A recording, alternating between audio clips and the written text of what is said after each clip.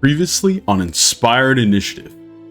Venturing deeper into the ancient ruins, the Motley discovered a vast sanctum where a voice from the past welcomed them, foretelling an ominous future tied to the celestial path and a long-sealed power. As the ceiling opened, they escaped back to the scorching desert, pressing onward to Valtari. During their rest, Asja confided in Cordrin, seeking his help in restoring what was lost in Mithrandel, while Euan and Maldorwen honed their skills and questioned the cryptic warnings they received. Each passing day in the desert grew harsher, exhaustion weighing on them. Their journey was nearly cut short when the vicious wyvern attacked, but together they struck it down, though not before it nearly carried Euan away. With the final threat behind them, the last stretch of the journey felt endless. But at long last, the towering Cindernack Mountains came into view. A shimmering glass structure atop the highest butte marked their salvation. They had made it. Valtari was finally within reach. Now that they have arrived, what awaits them? Will the mysteries they've carried this far finally be revealed? And what new faces and challenges lie ahead? Tune in tonight on Inspired Initiative.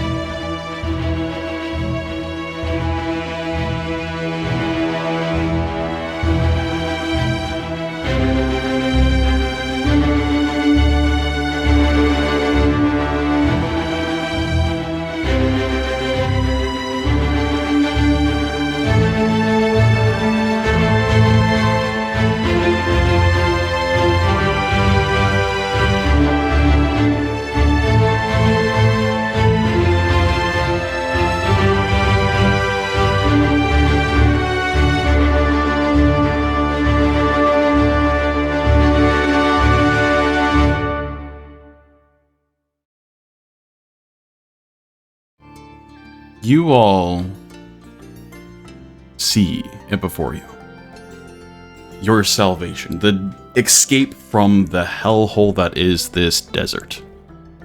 A large glass pillar, almost like a tube, built into the side of this large butte. You're barely able to see the towering spires of Valtari above you. You rush forward, that final couple steps, trudging through, the pain shooting through your legs, the exhaustion wearing very, very heavy. You see a couple of spire guard, pretty well guarded or armored individuals that are sitting there beckoning you to quickly join them. They have a look of worry in their eyes as you can imagine they don't get a whole lot of travelers this time of year. But as you all rush forward, one of the guard kind of calls out, "What are you all doing out here? Quickly, into the airway!" As you all... need to get out of this blasted sun. Kind of nod. Currently, the time of day is around a little bit before midday. You woke up relatively early, just pushed the last stretch here, and so thankfully it's not super hot, or as hot as it gets at night, but it's still scorching and you're so ready to be out of this heat. So you all kind of accumulate, pressing forward. The Gronthar is right behind you as Orwin kind of looks towards you all. I think this is where we're going to have to part ways. I don't think the Gronthar are going up there either. As you do see across, now that you're like pretty close to this spot as the guards are kind of chauffeuring you, there is also like a cave and kind of cavern built into the butte here, where there is some sort of structures and buildings here that you would imagine would be for like Gronthar or someone. And you actually, even as you get closer, start to see other turtle-like creatures kind of stirred out of curiosity from the new arrivals? As sorry, I was just gonna say, as they're starting, it's evident that they're parting ways. Asja kind of falls back next to her girl and kind of leans down and very quietly in primal, just makes the noises that kind of like, you were so good, and kind of says her goodbyes to the three that are, and then looks at the one that is more aggressive, and you did good too.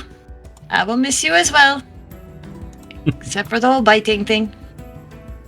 As Thulga kind of nuzzles into your arm as you say goodbye. Orwin kind of comes up to you as the group's kind of gathered here. I'll get everything else out. That. And kind of points towards the large box that you have been delivering this entire time. The one that mysteriously exploded just a couple days ago. I believe you're taking that with you. As you still need it delivered, right? Did he say who we needed to deliver it to? We were just told we needed to take it to the city. I wasn't told much else. At this point, Cordrin kind of steps up. Yes, we will take it up off. Thank you. Euan, would you mind giving me a hand? I'll see what these old bones can do. And he'll go over and help pick up the box with Cordrin. Okay. Kind of settle it over his shoulder. Lift it up. Cordrin knows what this is? What? That's what I was going to ask. I knew he was Maldorwen involved, was going to pipe up and say, wait, Cordrin, do you know what is? Do you know what is inside the box? I do not know, but I do know who it is going to.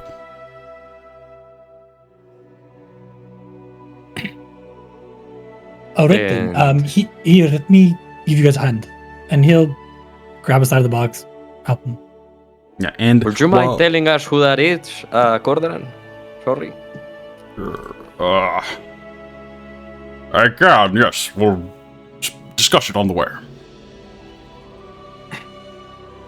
As you can see, Cordrin, he's quite stout, but he's also experiencing the same exhaustion and just wanting to be out of the desert as you guys are, and really trying to push forward towards the actual city. Orwin kind of looks at you all. That's cool. Thank you for the journey and keeping us safe. Glad we made it, and looks like just in the nick of time, too. As the winds are starting to build up around the base of this butte here, too. Good luck in the city, and if you never need voyage back, there's foreground on me that might be able to take you. Farewell.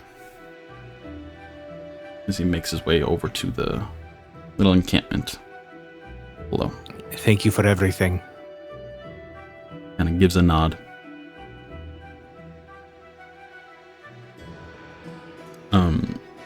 With that, the guards continue to kind of push you over to this large, and it's about 20 or so feet of a like semicircle type tube, if you would, and completely made of like glass, not completely transparent, but looks quite sturdy. As you approach it, the like part of it starts to like door open, and you are able to enter into a solid, like similar glass platform below. One of the guards kind of pipes up. We really don't get much of people out here. You all look hammered. Get you up to the city, safe and sound. As you all then fully enter, the door once again seals shut, and as it does so, the whistling air that you hear kind of bites for just a brief moment. And it's not as hot in here already. It's still very warm, but it's not like blistering. And with that, you then start to hear another whistling of air currents as the entire interior here starts to fill with like a wind. And you all kind of are rustled by it. And it is not the convection oven wind that you've been used to. It's actually a relatively refreshing. Yet again, not cool air, but refreshing. And as it starts to build up, the platform itself starts to rise up into the tube here. As you slowly start to rise towards Valtari. Go ahead. Rhukkarrak, holding the side with the lock and being stuck in a tube, letting his mind wander, he just cannot help himself but analyze the lock.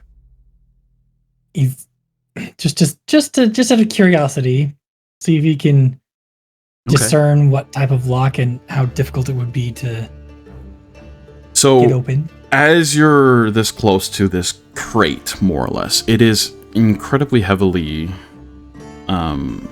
like sheltered, like reinforced with all manner of like steel and different metals that go across it.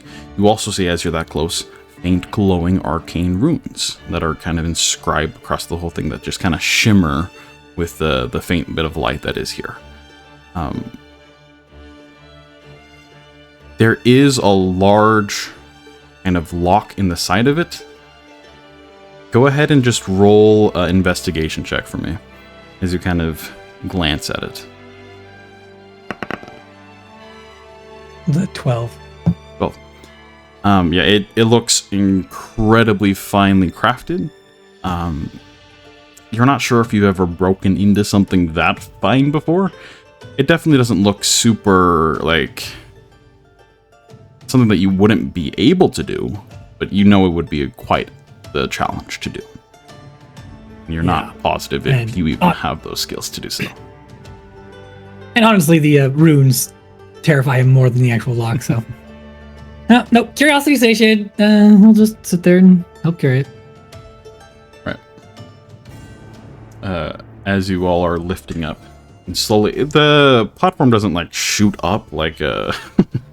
super quick elevator, but it is rising at a decent rate, a couple feet per not super fast, but you start to see outside of it, as the glass in front of you isn't completely, it is a little transparent.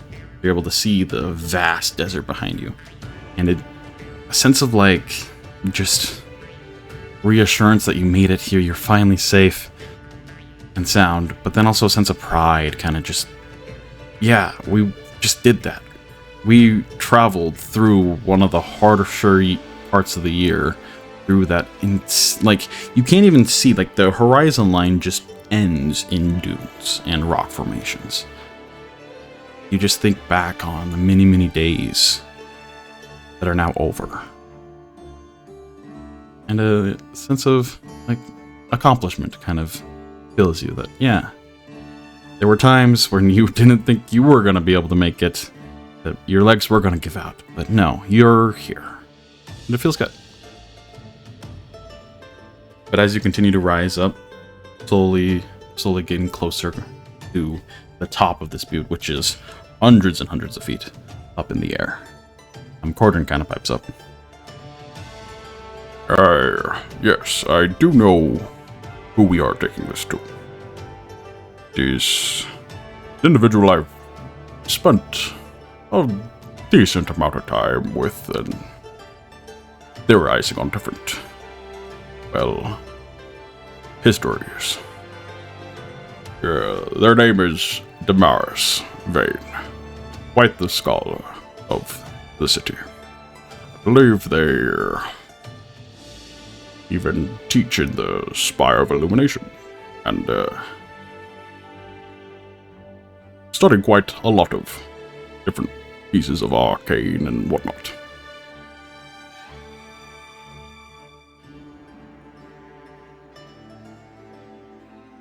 Well, that would explain why it's such magically enchanted then. Yes. I, like you, do not know the contents, but I do know that whatever it is was very valuable to who ordered it. I'm curious to see.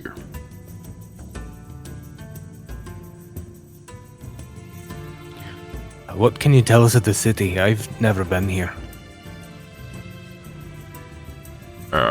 Well, I mean, it's made of glass. And motions towards the glass that's all around you at this point. It is quite the large city. Thousands and thousands of elves live here, primarily elves, as it is the capital of the Sunspire Dominion. It is not as similar to Elendor, yet it is not completely different either. Your coins will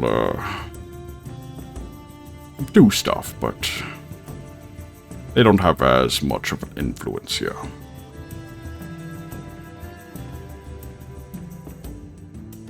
So what does have influence here then?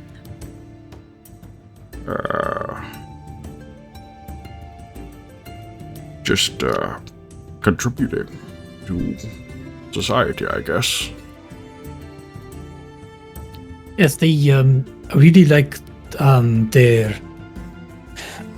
The elves here are quite artsy, but when he means it does not have as much influence here, you can pretty much get any. Well, you can get a night stay anywhere for free. Not anywhere. There are cheap places. Cheap? It's hard to explain. But there's housing and food for anyone who needs it. If you want fancy, you pay. If you don't care about fancy, then you don't need coin. Sounds like my kind of city. Yeah, I spent the last harsh here. It is a massive city, and I spent most of it in the Downward Sentinel area. It's not just a building, it's a collection of buildings. With quite a few squads that stay there. So I spent most of my time there. I don't know a lot about the city, but I have heard of really nice baths we could probably check out. I know that Asja was talking about it. I've heard a lot about Valtari, but I've never been here before. That's... Yes, I'm excited. At the mention of There's nice madness baths, here. at the mention of nice baths, Euan almost audibly whimpers. I am looking forward to a bed, but we should probably get rid of this box first. Unless there's That is a what I was particular... about to say, is I believe our first stop would be at this Damaris's, either wherever they've said to drop off the box, their house, their study, I don't know. But after that, I think I would like to soak in water and maybe try and rehydrate my skin. She kind of bends her knuckles and gets this pained expression as like there's like chapped, cracked skin. Mm-hmm. I have never felt this before, but I don't like it. It hurts very much. Also, I'm very tired, so don't put me in the hot bath. I will fall asleep. Exhaustion level 3, so... She's heavily leaning on her staff, let's put it that way. So as Ruka turns back to Cordrin, so the Spire of Illumination, is that the big, tall, fancy tower in the center of the city? No, it's not the one in the center, no, I don't believe. It's just part of the Spire District, yes. One of the more places of knowledge. Large schools and studies where scholars thrive. So I assume we take it there to try and find him? That is correct. If I was not so tired, that whole sentence would have excited me a lot more. It is quite the sight. I'm very... Well, I am glad we're going there. Hopefully I will be able to go back when I am, haven't just walked halfway across the continent. Through. She points back out that... Well, I feel very good about myself. This was not the kind of experience I wanted when I left home, wanting new experiences. This was not on the bucket list. Oh, next time we do that, can we do it not in the Hershey seasons, please? I second that. Yes, it was much more pleasant on the way out when there was much more water and we did not have to bake alive every day and night and forever. Ugh.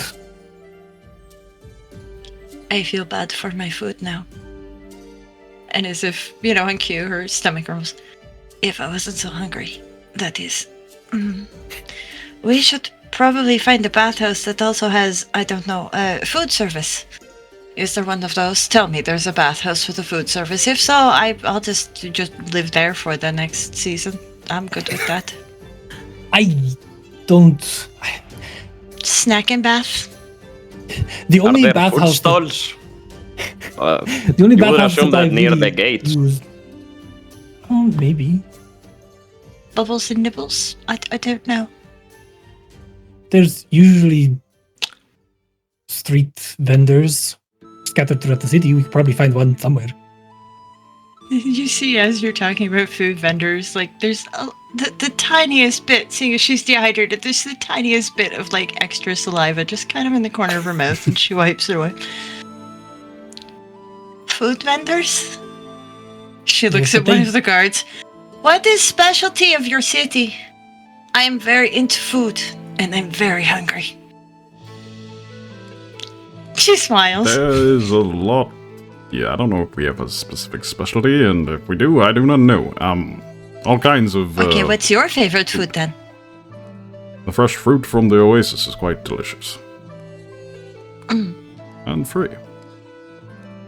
Yes. The food vendors usually cost a little bit of coin because they've put a little work into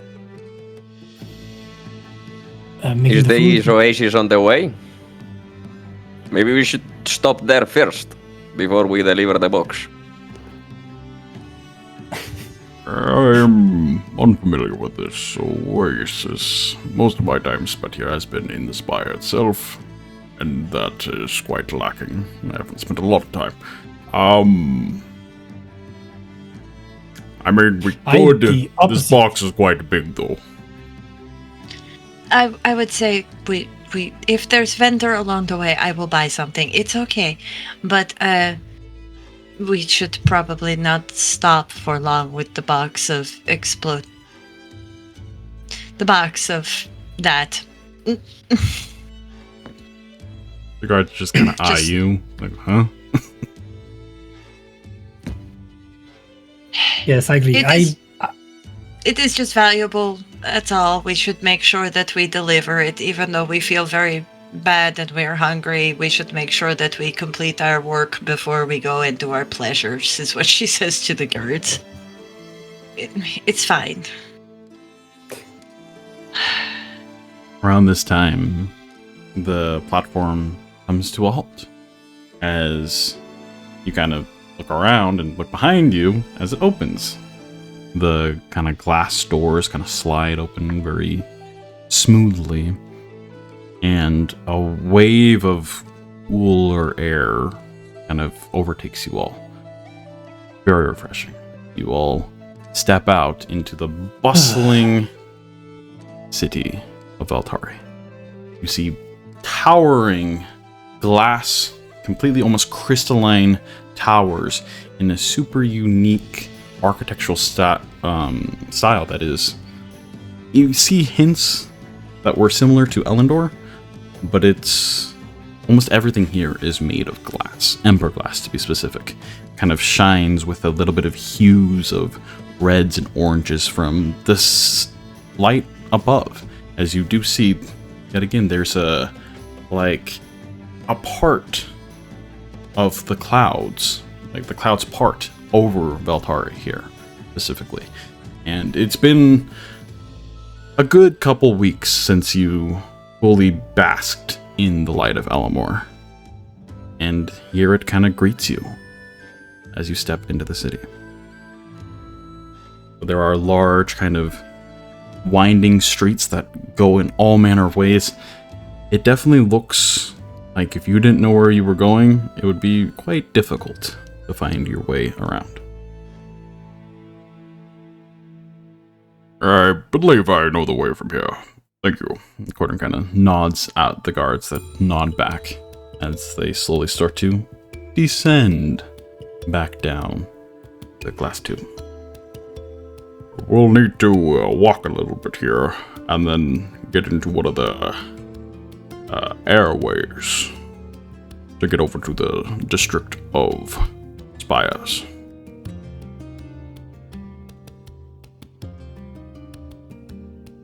As Gordon starts to walk forward, with shouldering part of the weight of this large crate, you definitely see a multitude of people that kind of just stare at you, like, who are these guys? It's not every day that people come in the middle of Embervale, or towards the late of Embervale here. But you do see a multitude of just citizens. Like, you don't really see anyone other than elves. It's like primarily elves. Every once in a while, as you're walking, you might see a Drakthir or a orc, but for the most part, it's just elves. And you do see there are different, not right there at the wallway, the elevator that you just came up. You kind of have to exit a little bit more of a guarded position, and almost barracks and whatnot.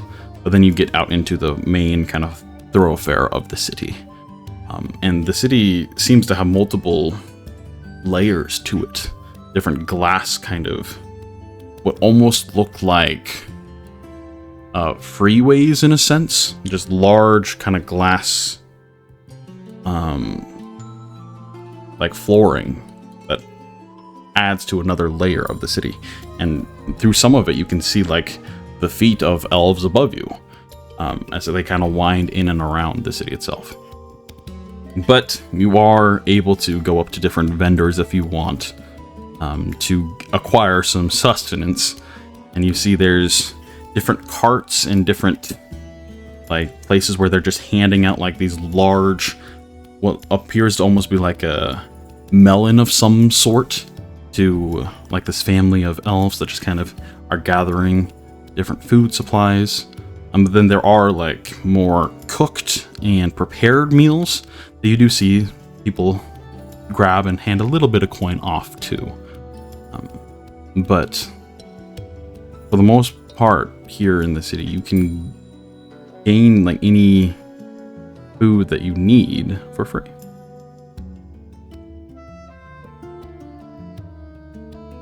I think for Asja, she's just gonna kind of probably go to a few of the free fruit vendors, because she would look at the cooked food and go, that looks really tasty, but I have no water in my mouth. That would be hard to eat.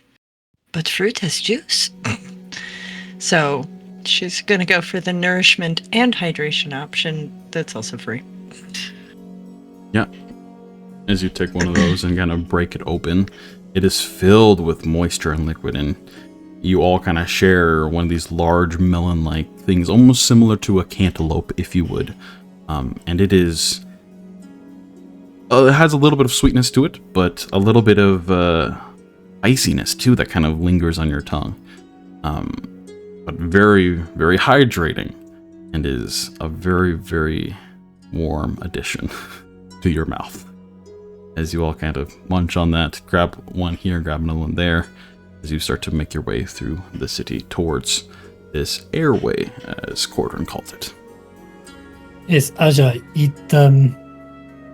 there's a lot of delicious. Almost all the food here is delicious, and quite a bit of the cooked stuff is free. But the most extravagant and flavor explosive pieces are for sale because it takes a little bit more effort to make them, and the people are trying to make just a little bit of coin. So, if you want a real experience, you should probably try some of the stuff that you can purchase. It's not very common, but you'll know.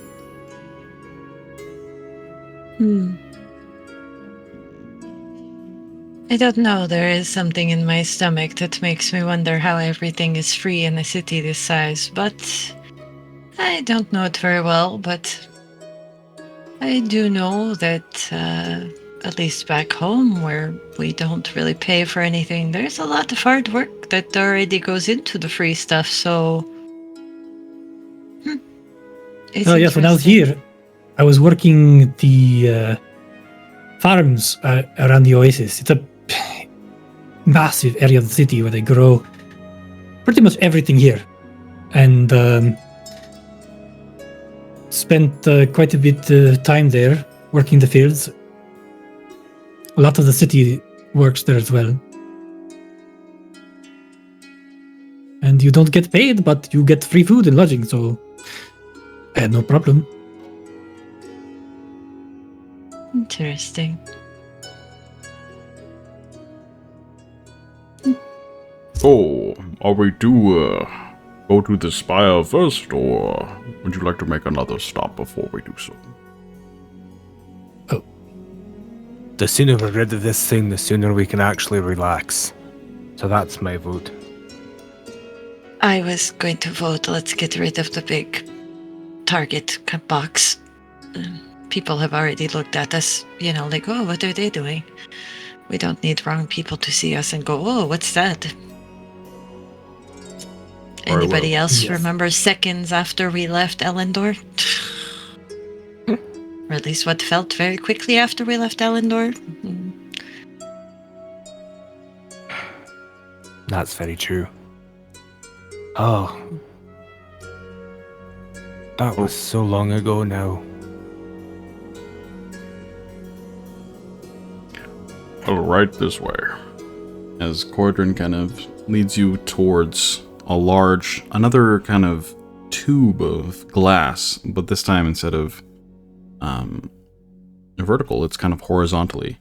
As it opens, and there's a large interior here with a bunch of other elven commoners and whatnot that are just in this place. As you enter it, you all kind of shuffle in, kind of butting up against some other individuals as the doors close. As once again, a large gust of wind starts to kind of encompass all of you as the platform beneath your feet starts to move horizontally. It starts to pick up a decent amount of speed. And with this, you can kind of see the city kind of flash before your eyes as you're almost more or less in some like train of sorts, to compare it to something we would know. But it appears to be completely powered by arcane and air. It kind of glides very, very deftly across this large glass tube, snaking its way kind of throughout the city. Large towers kind of pass you here and there. You see a multitude of people, a large market of sorts. You see another large area of, looks to be like some sort of festivities going on. A bunch of elven or people like dancing or celebrating something. Just continue to make your way through the city here.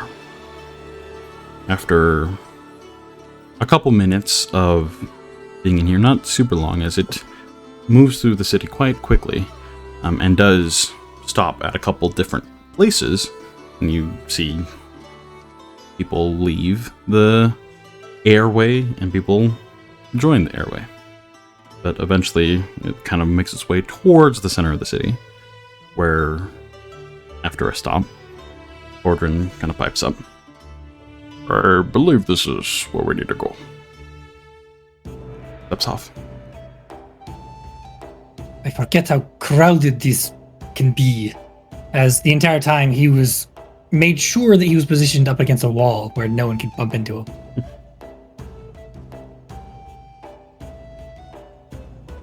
As you step out of this little transportation device, you kind of look, and there's less populace here. It's not as crowded. There are still a decent amount of people, and you see all manners of sculptures and like almost fountain-looking things, even though most of them aren't carrying water. Like, you don't see a whole lot of waterworks here, but a little bit higher, like fancier things than you first originally saw back when you arrived at the city.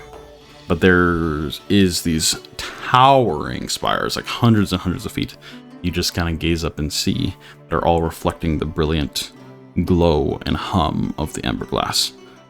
As Ordrin lets you know, this is the Spire District, where some pretty important buildings lie. It kind of continues to guide you towards one of these large kind of spires, and while it is like a spire at the top, there is a full like building too that it builds up to a large spire. It's not just like a wizard tower. It's more like a full building with several different spires jutting out from the top of it. Yes, this is all too familiar. Welcome to the Spire of Illumination. Yeah, you don't mind. Kind of just unburdens himself for a moment there. I'll go speak with someone and hopefully we can get this delivered. No, yes, please, be quick. I'm not that strong. As Ordrin kind of walks in, leaving you all there in the, not the middle of the street, but in a kind of an open kind of courtyard area. You do see there are different plant life here and there. A lot of them seem to be more plants that are accommodated to the more arid terrain and environment here. But they are very well manicured and shaped in different ways as well.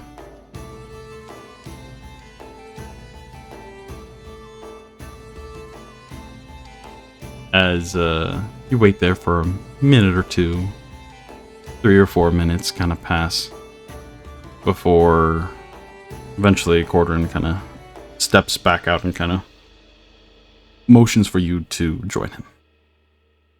As you do so, you kind of enter the large kind of interior of this chamber, this building. There's large archways made of, again, glass.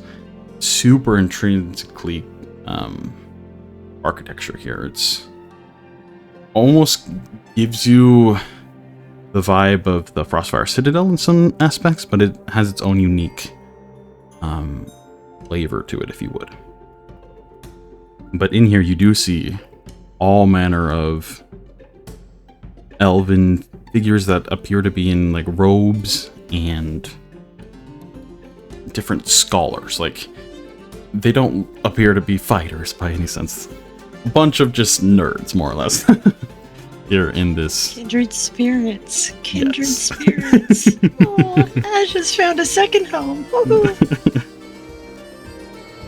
As Ordrin kind of leads you in, as there is another about average height feminine elven figure there in long flowing robes, clutching a book on her side, a large kind of satchel on the other side, what you can only presume is probably full of more books. Some spectacles adorn her face as she kind of pushes them up as she greets you all. Welcome. I am Nessa. Good to meet you all. I'll take you to Damaris's laboratory, where he's currently working. He's going to be very ecstatic that this is or finally arrived. I know he's been talking up this delivery for quite some time now. Follow me if you would. And she kind of turns and starts to lead you guys through the large kind of building here. And you see all manner of elves that are flipping through pages of books and large tomes, different, like another group of quite young elves, like maybe in their 40s, 50s, like pretty young elves, maybe Maldorwen height elves, practicing like a little bit of arcanery, like throwing around different tints of magic, as there's what appears to be probably like some sort of professor that is tutoring them in the ways of the arcane. And it's very clear that this is a very thrumming and busy environment, but one that is very dedicated to the practice and learning of knowledge. As they're walking through this and all of this is in view and stuff like that, Asja is not going to fall behind, but she's going to kind of take up the rear kind of position so that no one can really see her. And as she looks around, she's just going to kind of have a very wistful expression. Almost as if memories of of her own past are coming back into her mind and stuff like that. And then she'll kind of continue following. Okay. You follow Lunessa here towards another. It is similar to the tube that you just came up in Valtari, or at the very entrance of the city, but it's a lot smaller. But yet again, fills with air as you are lifted up into the sky. Kind of similar to the platforms in the Tempest Bastion, but those ones did not make use of this wind that is almost feels like ever present here. They had other arcanery to them. This is powered by air.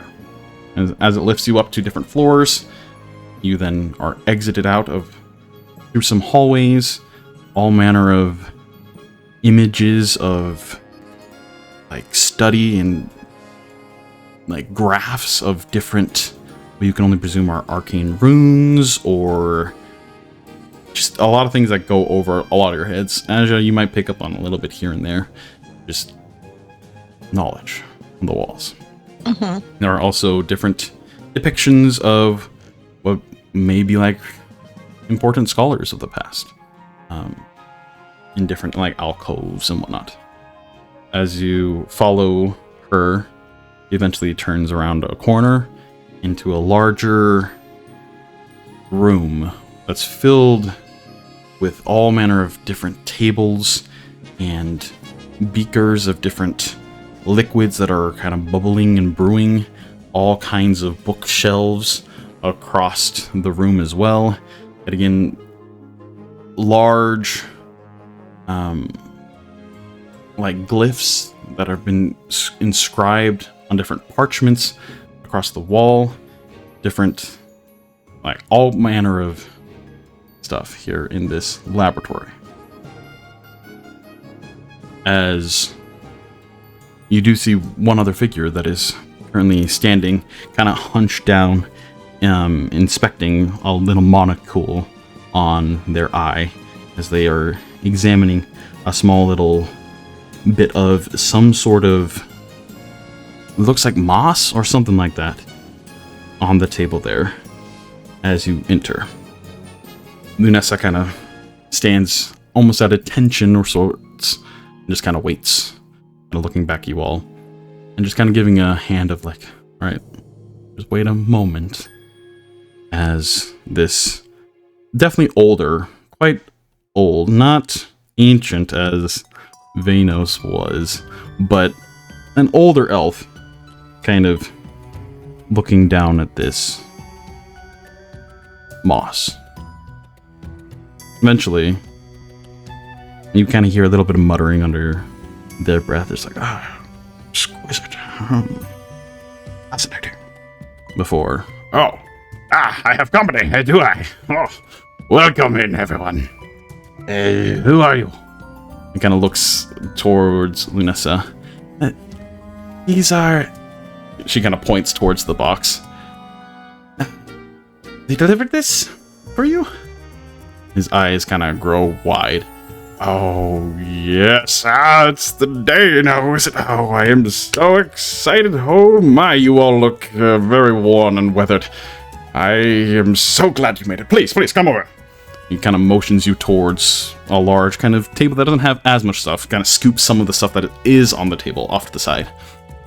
Please, right here. Perfect. Oh, I was a little skeptical buying from Euan. The Zathriel's kind of give me a bad taste in my mouth, but it is. I am ecstatic at this. Sorry, introductions. I am Damaris Vane, one of the higher scholars here in the Tower of Enlightenment. Who are all of you, please? I'm Euan. He just kind of says in a bit, not quite exasperated, but he's just tired. And he's still holding on to this thing and just wants to have it not on his shoulder or anywhere near his person anymore. More to the point, we are the Motley Hue, and we are delivering this as per our arrangement. Out of curiosity, can we know what is in the box that almost killed us on our journey? Hello, my name is Asja. Einarog. Nice to meet you. Einarog, is that? Oh, I recognize that name. Oh, we'll have to discuss that. Motley Hue, you say? Is that? Oh, are you? Oh. Do any of you wearing your Dawnward Sentinel pendants? Euan probably is. No. Okay, well, Euan is. He sees that on Euan. Yes, Dawnward Sentinels as well. Very curious. Well, I very much appreciate what you went through. I know the harsh can be, quite harsh. But I'm very glad that all of you made it safe. Kind of looking almost questioning at that. Yes, fortunately. Solga had a near miss, but it's okay. She made it through. And you must be Thulga then, looking at Maldorwen. No. Sorry. Solga is a Gruntar. Oh. I became very attached. It's first time I've seen Gruntar. I became very attached to one of them, and her name was Thulga. And sorry, I see. Yeah. My bad. Good to see among you. That's very fascinating as well. Well, yet again, very much thanked for this. Lunessa, do you mind going into the coffers and yes, let's pay these individuals for what they'll. Yes, he kind of goes and whispers into her ear for a moment as she kind of, a little bit of a wide expression crosses her face, and she kind of nods and heads off. All right, and yes, absolutely. What was your name? I'm assuming it's not just Motley or Hugh. I'm kind of looking at you, Rhukkarrak.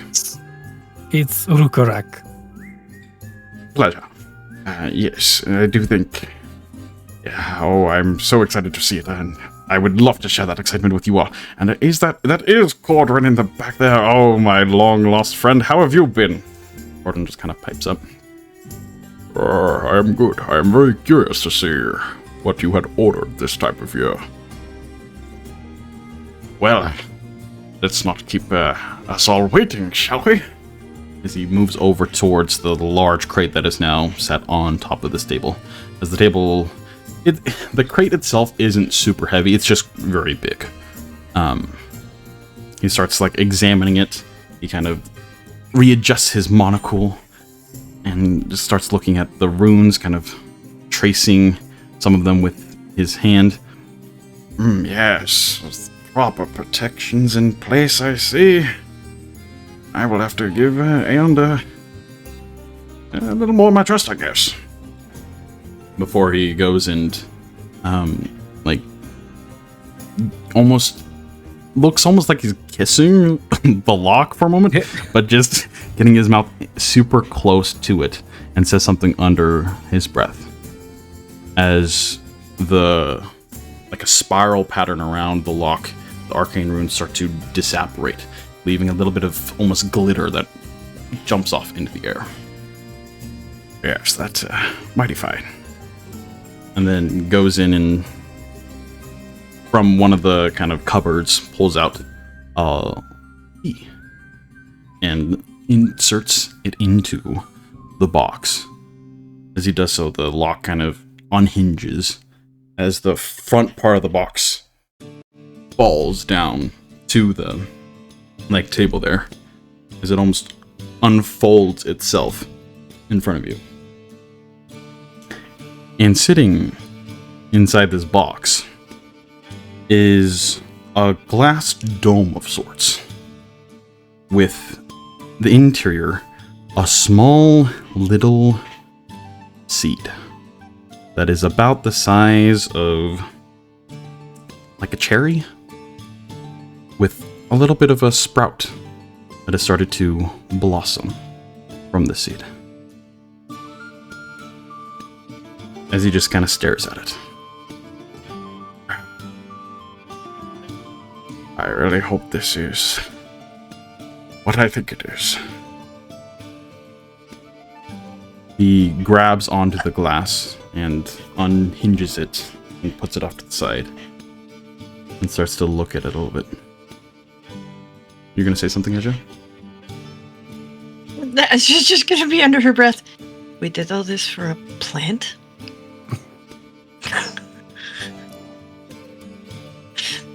That is what I was thinking. This is not mere any plant. Do you know what this is? May I approach? Absolutely. Right. Asja will go up and look at the plant. Look at the plant. Does anything look familiar? I don't know. Go ahead and roll a nature check for me. Nature. All right. This better be some like arcane word tree or something. 11. 11. It looks like a plant. You're not quite sure. Once we get to know each other, you'll understand why I don't know plants all that well. Maybe as well as my predecessors would have. To me, it is a seed with a little sproutling. Does it grow into food? But you see, no. Well, I mean, I don't think so. But the fact that it is sprouting is what is so exciting here. He continues to kind of study it. I am... Well, in the last several decades, I have kind of devoted myself to studying the spirit realm and what its involvement in our everyday lives. Yes, it is quite the mystery to modern day scholars, at least. I find it so, but I find it fascinating. This plant here is no mere common foliage. It is...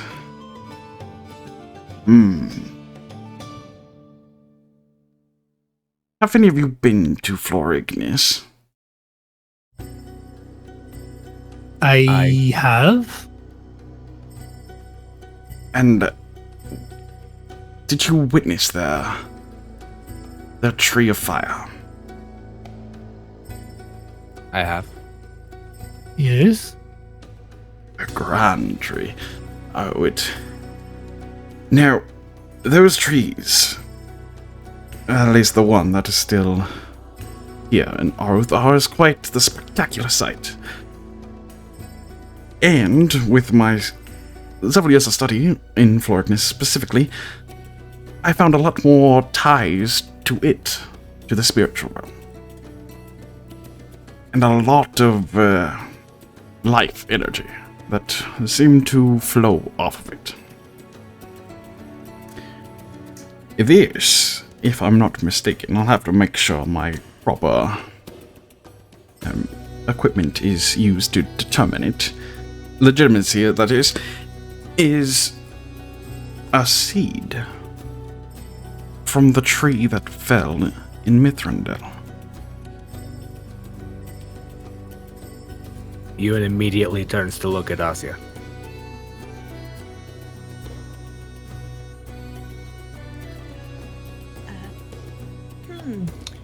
Asja is going to very slowly look back at it and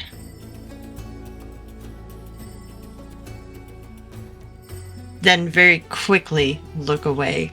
But you're going to see her blinking her eyes a lot, and I guess Damaris would see a bit of a tear running down her face. Now, there have been different survey teams that have approached these trees that we lost so tragically to the war. And, well, none of them, there has been no life among them. The fact that this is sprouting proves that theory incorrect. Do you know where Euan got these from? I believe some sort of surveyor that did the trek into the cursed city of Mithrandel currently. And acquired it. Supposedly, something along those lines. I'm not entirely sure. Didn't ask too much of the specifics other than some form of, well, legitimacy from it, but I took the risk anyways, as we've done business in the past, and I knew, well, he knew what I was looking for. And this is a marvel. Well, I don't Bro, want to... it is what you were looking for. Is what you're saying. Yes, this is, I mean, very much so. Well, I don't necessarily want to vouch for the man. I will say above all else he values his reputation and his money, and I doubt he would do anything to put that in jeopardy. Yes, I agree. His personality is a little strong in some regards, and he definitely loves his going, but... DM, I have a bit of a strange question, I Okay. guess. Do I feel any sort of resonance or anything with the seed? Go ahead and make a nature check for me.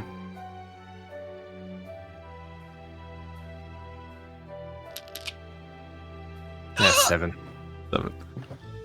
So, Euan, as you kind of stare at this seed, initially the exhaustion, your tiredness kind of dismissed it.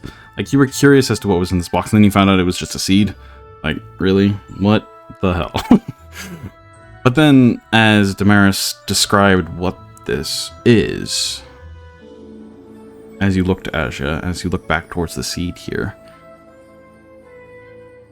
as you kind of focus a little more on it, you do feel a connection of sorts. It's incredibly faint. You almost wonder if it's really there or if it's just you wanting to feel something. What if I'm hallucinating it? Yes. But you swear you feel something.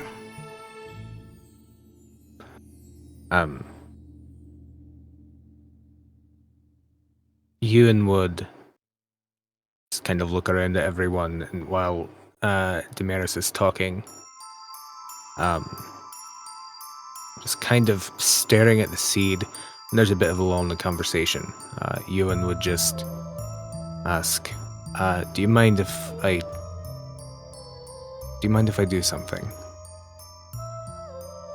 If you would care to elaborate on what you intend to do, then I would feel better saying yes or no. Euan will, to just kind of show what he intends to do, will druid craft a rose in his hand.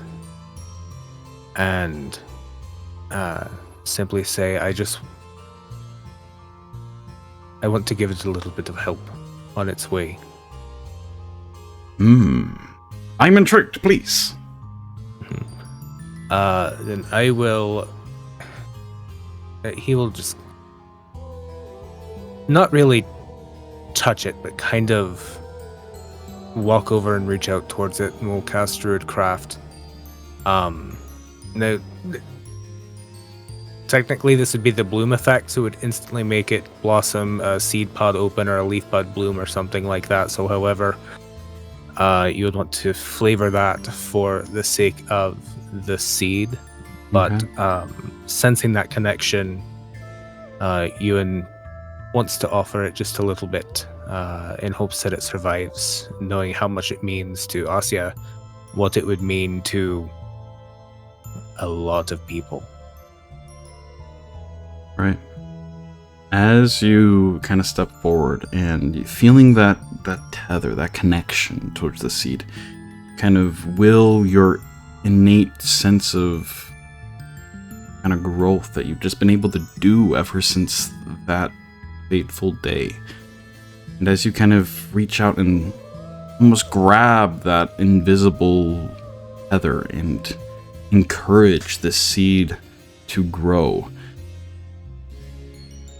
it doesn't immediately burst into a flourish of growth like you've experienced other plants do. Instead, it very, very subtly shakes a little bit. Like the little sprout, a tiny, almost unnoticeable portion of it extends a little bit. A small little whoop. As it does that connection grows stronger. You're now confident that there is something here. And for a brief moment, you're flooded with like an experience, it's something that is vast, something that is so much that currently your mind is unable to process it, but it feels like emotion, memories, something that just kind of latches out onto you, to your mind, to whatever you are. For just a brief moment, and it almost makes you stagger back and kind of have to catch yourself before you're kind of brought back to the moment.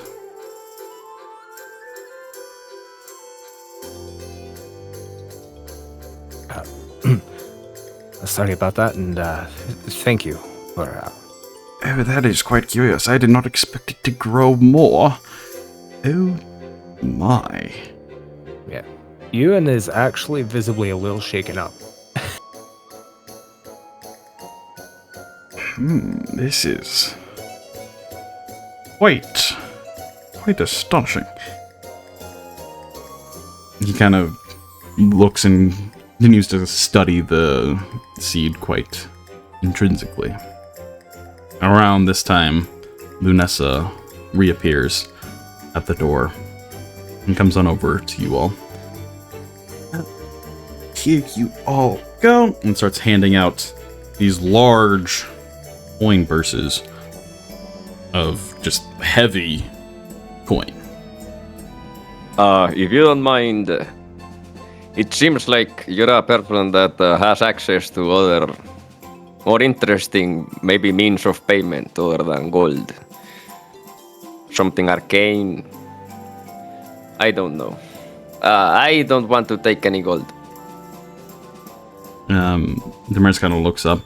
Oh, that's understandable. All right. I have read about your people and their... Okay. Yes. What would it be that you would inquire? I do feel like there's a debt here that needs to be paid. You all look very haggard, and quite frankly, I cannot imagine how tough that journey was. Oh, I'm just speaking for myself. I would assume that most of my friends here would gladly take the gold.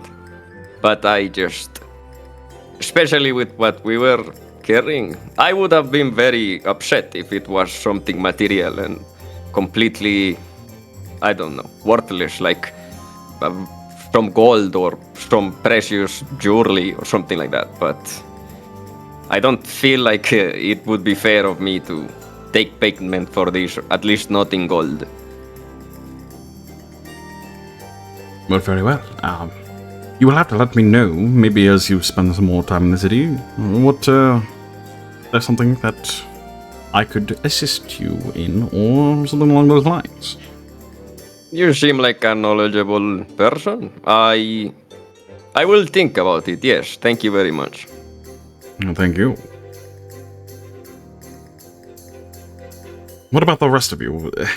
I'm sorry, I presume that gold would do the trick. I mean, it does allow you to do what you wish with it, but if there's other things that you would like instead, I'm open, my ears are open at least. I'm okay with the gold. It simplifies things.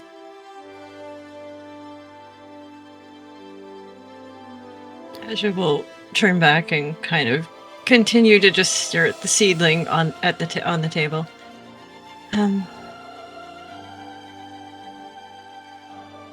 After I am able to speak to Damaris, I am hoping that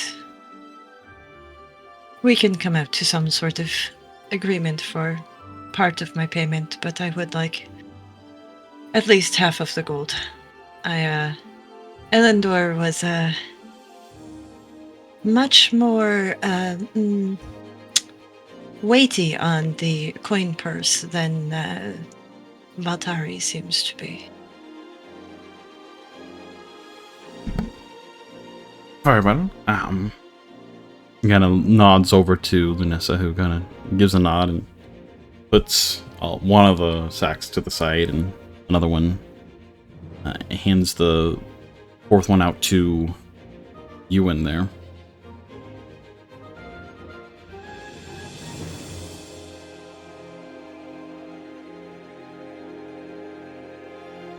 Does Euan accept the gold? Yes. Okay. So Lunessa counts half the gold out and gives half of it to Asja, as Damaris kind of stands up a little taller from being hunched over. I am going to have quite the next few days of study at hand. Having a specimen of this sort in the lab is... oh, it's exciting, that's for sure. Maybe. Just maybe. I hope you take good care of it. We literally fought a wyvern for it. For it to get safely here, so... beasts. Yes, please. Be very careful. It seems like it's very important to you and as well. I will She be looks- utmost care. Asja is going to look Damaris dead in the eyes. It is also the fate of my people's future. Yes, you said Einarog. Is that correct? Yes. How interesting. I do think we need to have a conversation as well. I would love to hear your story. Well, I hope to tell it to be able to get a little favor from you as part of the payment for and overlooking that you have a seed from Mithendril, and I don't think you intend to share it with the people of Mithendril who still survive. But I can overlook that for a favor. But we should talk.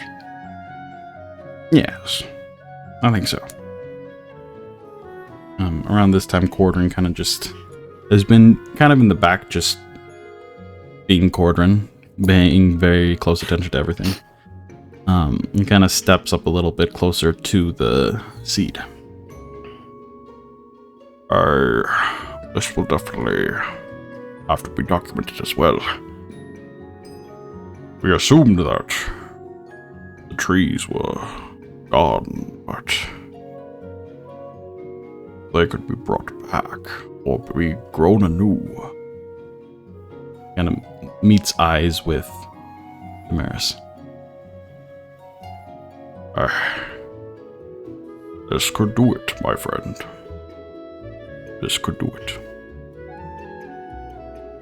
As Damaris kind of nods back, just in almost amazement kind of on their faces.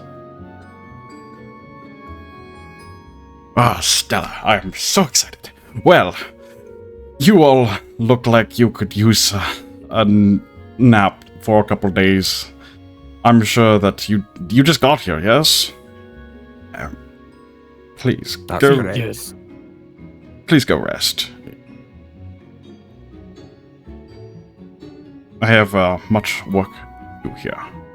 And in the coming days, I'm sure you all are staying for the Harsh, if I'm not mistaken. Oh, we are not going back out in that. That's good to hear. My blisters have blisters that have blisters. No. Very well. Well, I would like to speak with some of you more thoroughly on some of these topics. But I feel like a rest is needed. Please.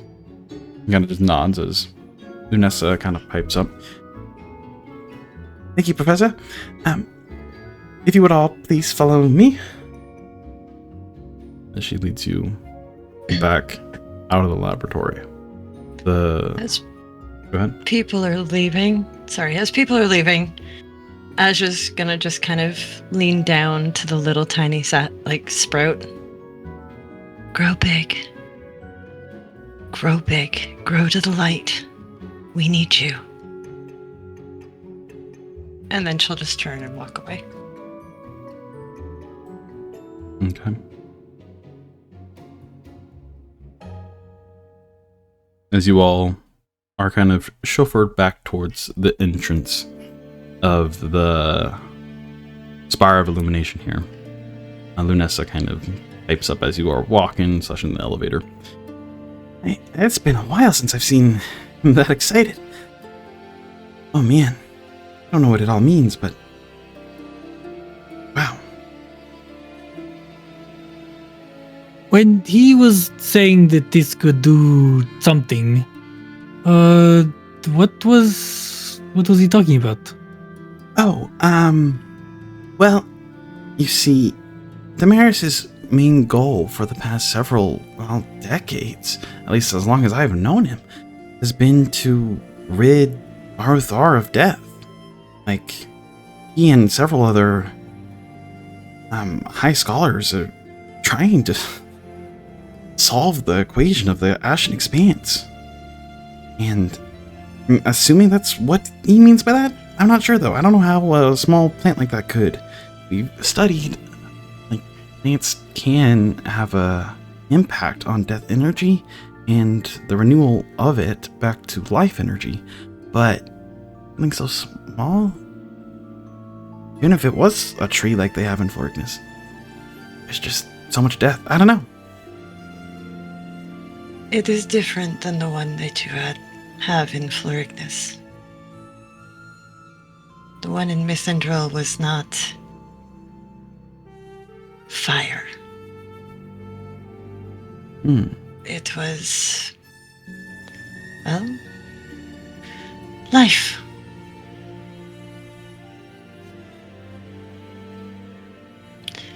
When it got destroyed, though, she kind of taps the gem on her forehead.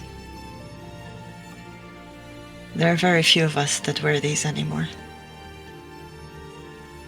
For me and my people, it's the hope of the future that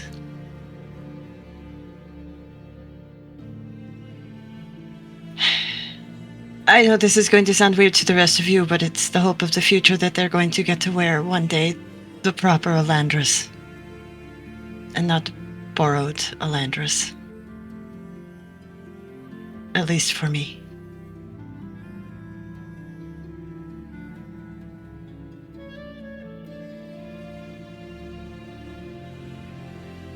makes sense. I've done some study on your people, or at least Gemborn elves. I know how. meant those of us from Mythendrel. Ah, You can see like a hint of like all manner of questions fill her eyes. okay, well, here is the exit. If you have a need to talk to the professor anymore, or I don't know, after you've gotten some rest, the door's open. I'm usually around here studying or whatnot. You can always find me. I can take you into the professor, or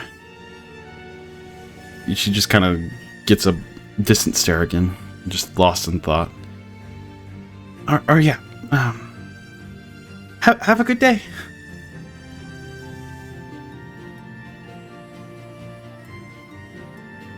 Thank you. So I can put it on my sheet. How much gold did we receive? 1,000 gold pieces. Oh my gosh!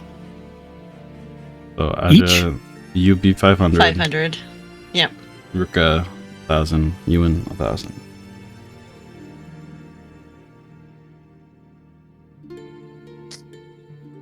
Yeah, it is. Okay. It's in platinum. It's not in gold pieces because that would weigh a freaking buttload. But yeah, So 100 platinum pieces. 5, Yeah, 50 platinum. 50. 50. Yep. Sorry, was mathing. That was hard. There we go. Oh, goodness gracious. All right. As you guys are standing there at the Rupert entrance, can have a little hoard. It's so cute.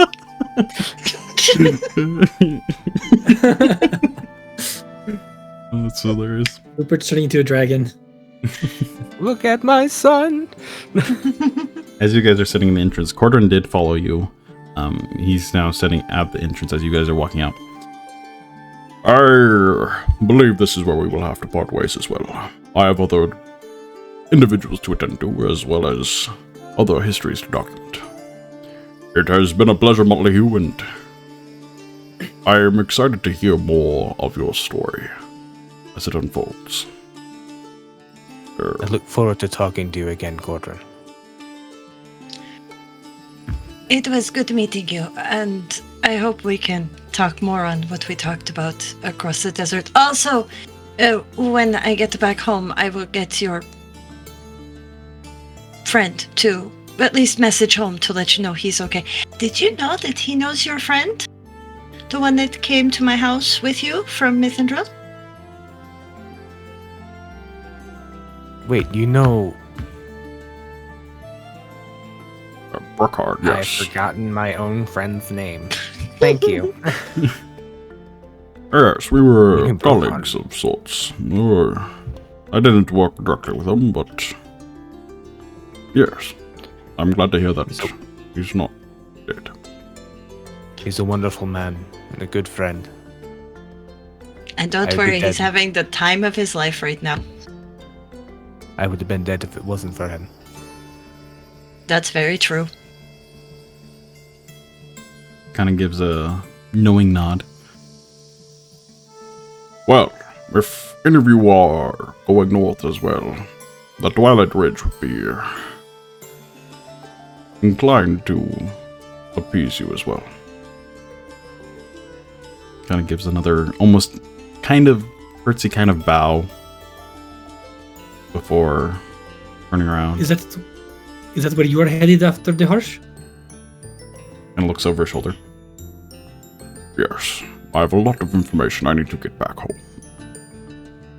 Ah. Well, safe travels.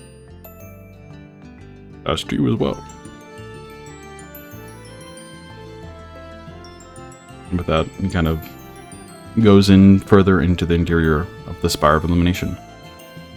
As you all are here in the vast city of Valtari. Now, nothing else in your periphery of what to do. Exhaustion further settles in. As But we have. Sorry. Go ahead. Well, we have two main choices, as best I know. We could either go to the Downward Sentinels area, where they have a decent bath and some good beds and food and all in one area. Or I don't know if you were... I haven't been there myself, but I hear that one of the best bathhouses are actually in the Oasis. If you'd prefer to go there first. My vote would be for the Oasis. I kind of want to be away from pomp and circumstance for a while. Yeah, I would like to be away. I don't want to be at beck and call, so Oasis sounds good.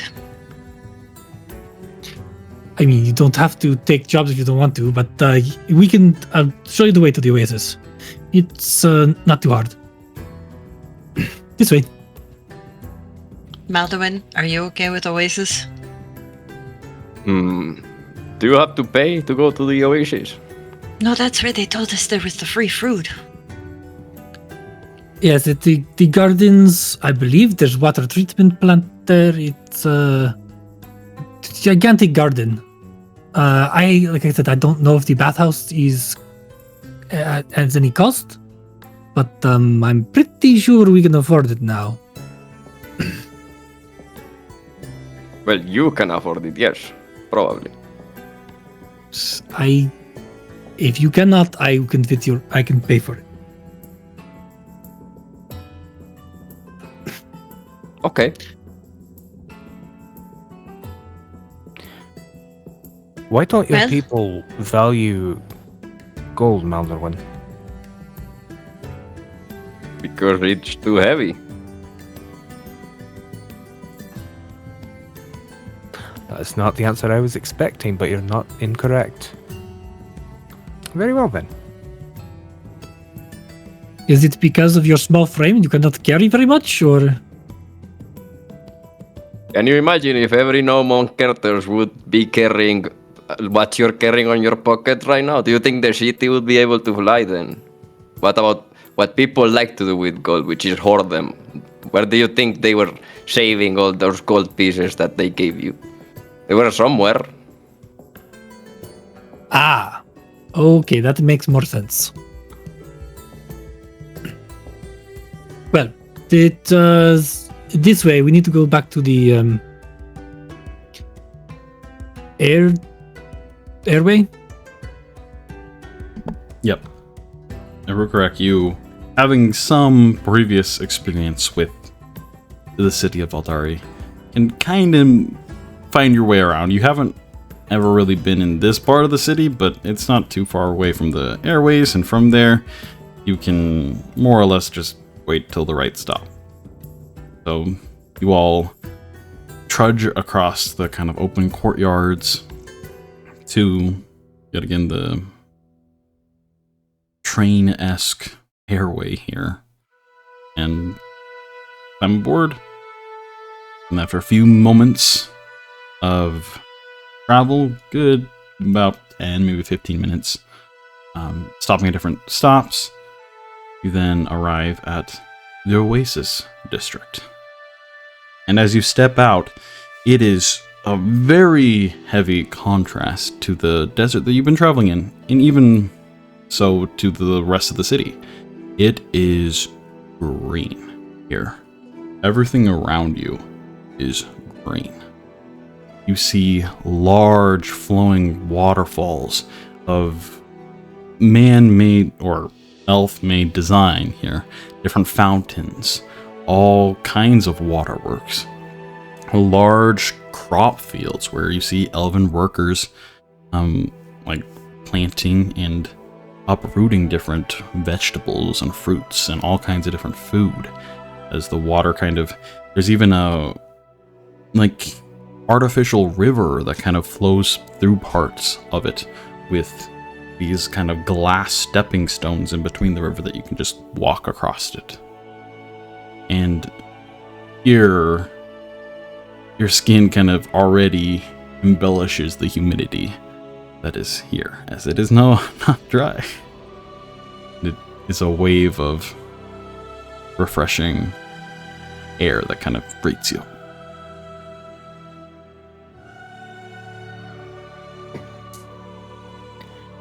this is a sight for sore eyes, isn't it? Yes, it's quite nice here. Would you want to, Asja? Oh no, I was gonna ask the GM a question. Go ahead. I mean, I was going to basically. So, yes, it's quite nice here. I believe the paths are down this way. As Rhukkarrak Okay. kind of starts to lead you in a direction. What was your question? DM. Mhm. Does Valtari in any way, like even just parts of it, like obviously not all parts, but do any parts of Valtari remind Asja of home? Mithril. Absolutely. The elven architecture is similar in a lot of senses. It's been a long time since you've been home, and Yes. But like the memories of like the gardens that they're walking through and stuff like Right. that, like is it, just is it giving her again that wistful kind of, oh gosh, you don't remember as much of a. Mithril had a lot more natural, like, foliage and plants that they kind of incorporated into their city. Here, it looks like it's a lot more artificial, since, well, you're in the middle of a desert. But yes. But it is set up to be kind of feel natural. So it does kind of that like tingle of nostalgia kind of does prompt you to remember a little bit of home. Okay. She's gonna kind of walk up next to you and so this is kind of what my home looked like. Kind of.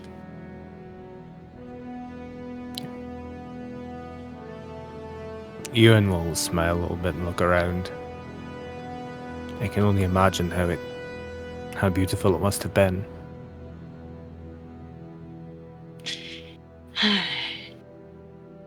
It was. This place has different beauties, though. So, as much as right now my heart might feel a little bit sad for missing things that were in the past, I'm trying to take in the beauty and not think about my legs. Is anybody else having trouble feeling their legs properly? I mean, I hope we're almost there. I can feel them a little too much, actually. Oh, that was me about, I don't know, 4 hours ago, and then they went kind of jelly with a little bit of shaking, and it was very hard to stay on my feet when we were talking to Damaris. I was kind of trying to hold on to the table a little bit because the jelly feeling of my legs, and now they're just... I think that I have legs. I don't know. I also think that in a few hours they're going to hurt a lot more than they did earlier. Hopefully the bath will help a little bit. Does this bathhouse have somewhere that we can sleep as well? Do you know? Or is there somewhere we can sleep in the oasis nearby? There's usually places nearby, but I never stayed in this area. I like this area. As we're walking, can I see some of the fruit that they said was hanging or like growing here? Yeah, absolutely. You see several different elven workers that are plucking different large fruits from the different large trees that are growing here. Some that are like picking smaller berries from different bushes. All manner. You see the same kind of, but smaller, maybe not fully grown yet, kind of melons that you all kind of ate a lot of when you arrived. All kinds of quite a large variety of fruit. Awesome. I wanna like try and find one that is like huge, like really big, that I know will like be troublesome for me to carry even, and like ask for it. Okay. Go ahead and just roll a investigation check for me, just for the hell of it. Okay, sure. All I can If I picture am is a fine. toddler carrying a giant pumpkin. Okay.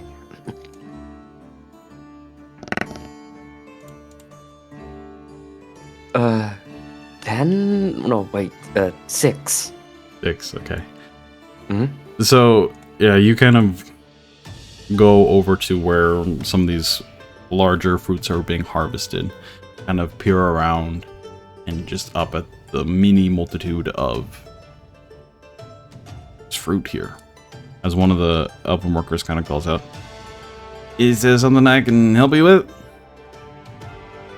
Yes, can I have that one over there on the branch that looks... that one that looks very ripe. What's that? Yeah, let me get it for you. As I kind of go over and kind of reach up and grab a larger melon of sorts. There we go. Here you go. Okay, thank you. You're welcome.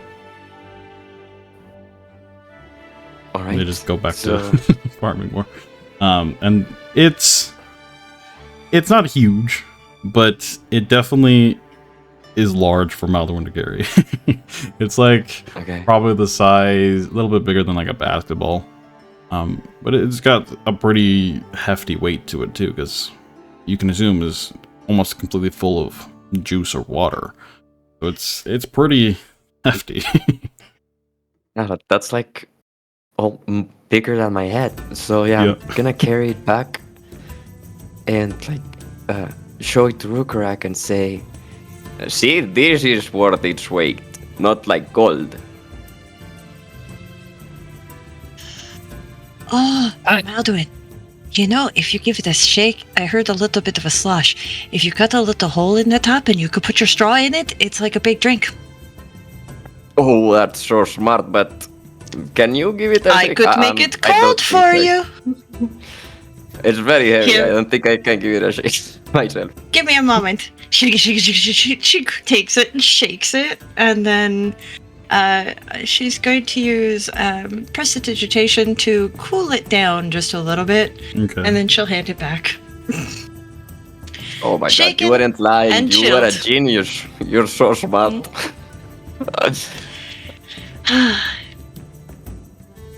I remember you have a straw. It sounded juicy, so And now I have a Yeah, slushy. I- Thank you, Asja.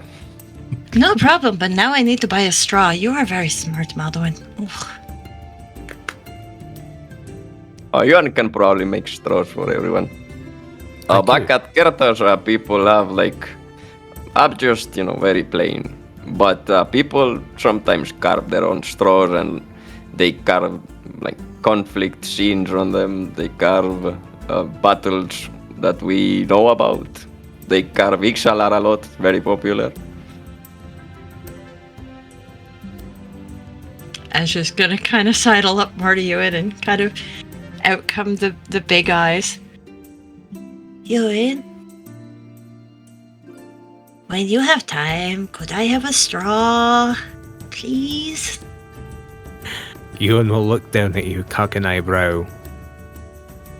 As you wish. And Thank you. we'll start rummaging through like his wood carving tools to see if he has like anything he could even remotely use as a start of a straw. I'm gonna toss you a crossbow bolt. There you go. That works.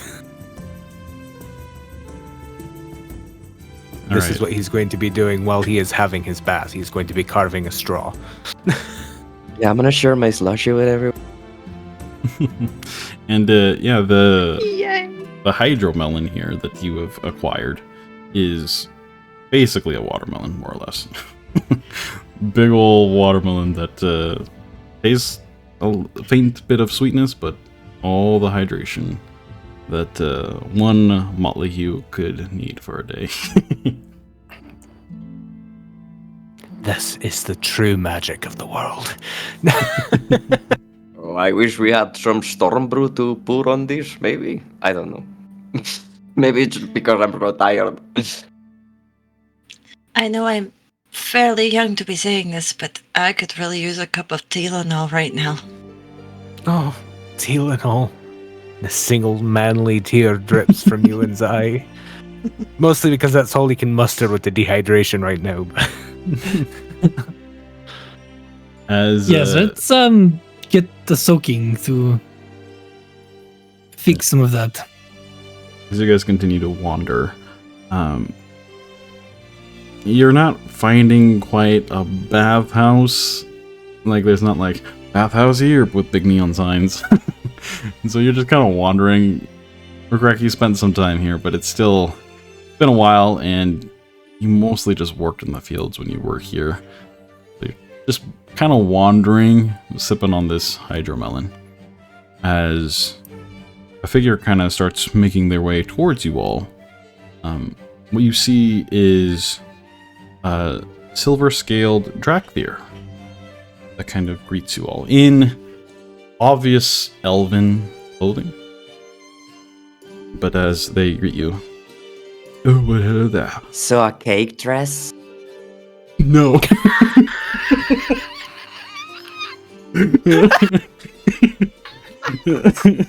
That's Elendor clothing. Oh, man. Then describe it, because that's all I can picture now. I know, same here. I'm like, No, all right. Elven kind of robes and fine-fitted clothing. Not a cake dress. Hilarious. Okay. Ruka, like, as this Drakthir is approaching the party, others may notice that he has a disdainful look on his face and allows other people to respond to this Drakthir. Hello there. Are you all new to this area? We just came in. Is there something I can help you find? A bathhouse. I stink of desert and dry scales. And how about a story before bed? Because your voice is amazing. Thank you. Yes. Greetings. I'm Salzi. I am part of the Oasis Guild here. Let's go to the Waters of Renewal. Yes. And they kind of turn around and start to walk down across part of the river. Did you all just arrive? You all look like you've been out in the desert for, well, way too long. that would be correct. Maybe a few hours ago. My goodness, I can't stand it this time of year out there. It's way too hot. You're telling I'm us. just dirty because I sprouted from the ground a while ago. They picked me up and, I need to be clean now. A jester among you, how nice. Oh my goodness. Euan is visibly confused. They just got a big smile. Well, And Ash's player unfortunately has images of Cabbage Patch Kids.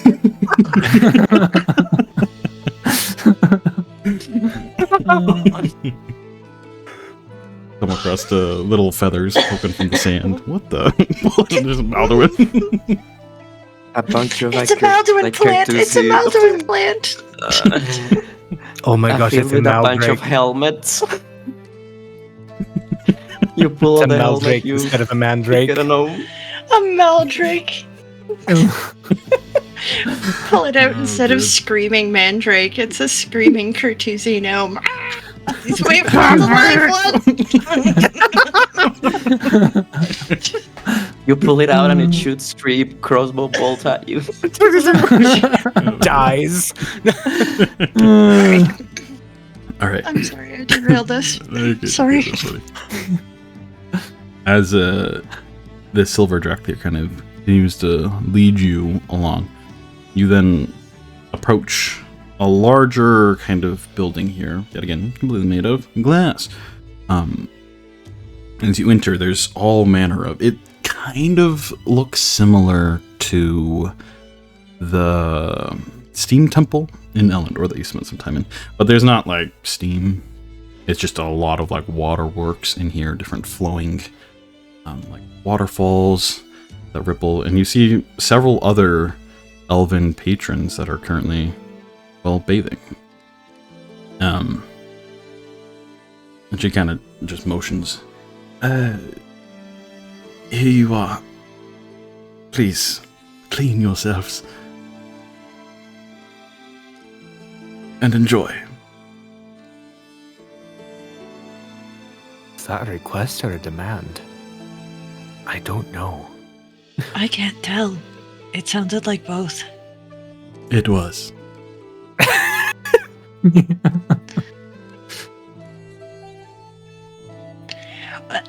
Thank you very much for bringing us here. You're very welcome. If you have any other, well, needs of the oasis, just let me know.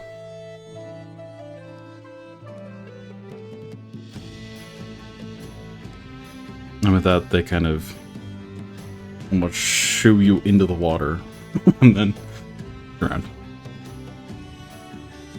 Hey, Euan. Yes. Can you throw me cannonball style into the pool? Which one do you want to go in? You pick. It. DM, what are my options? So there are multitudes of different pools. You don't recognize any of them to be different from one another. It does not appear like this is similar to the Celestial Springs bathhouse that you spent some time in Elendor, where they had like manicured pools to the different elements. It's just water. But it looks incredibly enticing and very fresh and clean and crystalline. And wow, you really want to get in that water. Yep. Ruka is already stripping down to his underwear and wading in. Euan is going to pick up Maldorwen, look for the deepest one, and chuck him in with a 9. Nope, he has exhaustion too. That's 5, because he's tired. Maldorwen makes it to the kiddie section. Oh of my the god, pool. can I guide him, please? How do you do so?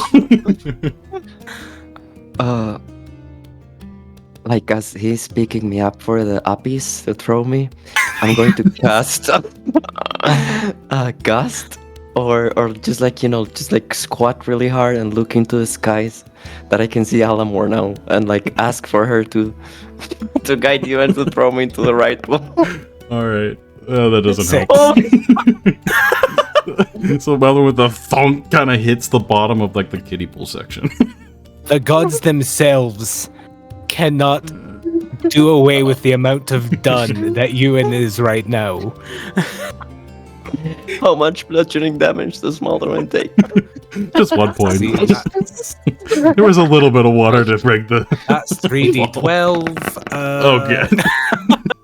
Maldorwen just pancakes on the floor. He's dead.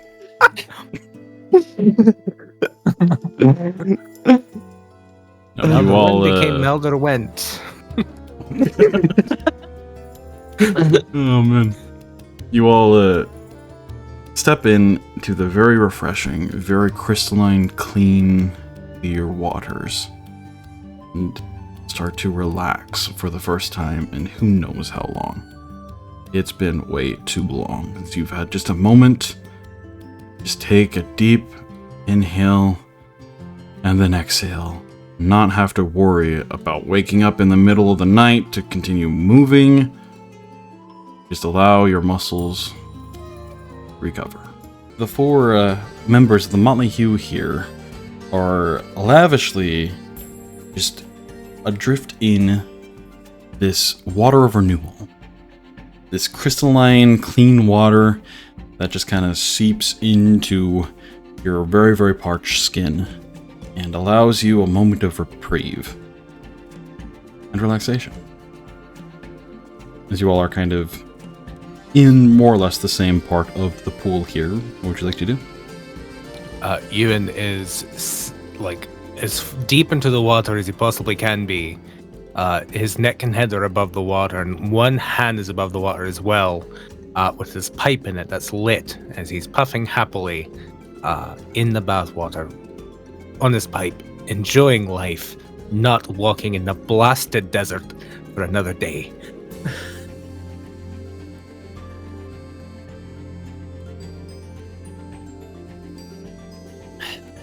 So, Asja is probably hooked on the edge, kind of with one arm, just, she is tired after all. And she probably has one hand right at the surface of the water, so the water kind of laps up on her hand, but not really, and that's where Rupert will be, so that if he chooses to get his little feetsies wet, he can have his little feetsies wet, but, he too needs to rehydrate, so. Yeah, Rupert just kind of crawls around and every once in a while just jumps in and like dives in and finds the wall, climbs back out, jumps back on your head and whatnot, and just kind of sits there. Mm-hmm. Ruka's just kind of like floating on his back, relaxing. And he'll turn to Euan. Euan, I know you've fought in wars and had a lot of combat experience. I was wondering if you could teach me a few things about, being a little bit more able to protect myself. Euan will open one golden eye and stare at Rhukkarrak for a moment. I could probably do that. And he has a moment, just a moment of hesitation, and goes, "Think fast," and splashes some water at him. He'll be a little too slow getting out of the way and standing up and just like, that was fine, and he'll retaliate. When I see the fight break out, as they're distracted, I want to use thaumaturgy to cast like the sound of tide fins in the water near them, and I'm gonna yell out, "Watch out, guys! Tide fins!" Not again! Motherwood, just make a deception check for me.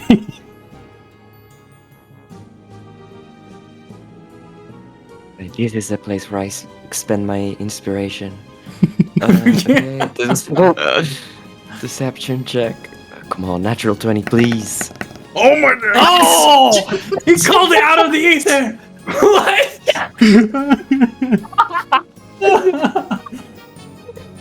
Okay. Immediately, Ruka and Euan, you both just like, not again. As the other members of this bathhouse start to panic. As you see a couple Ruka other individuals like, "What? Quickly!" Ah! And just start like shouts and screams and just general chaos starts to emit from this bathhouse. Yeah, Ruka will panic. He'll flip around and jump out of the water, and as he's getting out, he'll like grab a knife from his stuff and just like facing the water.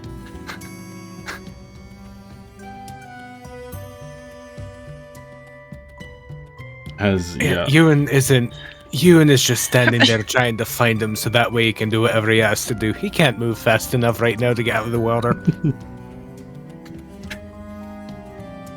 Well, eventually the chaos kind of dies down as they kind of all are a bunch of the other elven commoners here kind of look over, not seeing any tide fins, and just kind of look towards Maldorwen and just the general vicinity and just like shake their head like, what?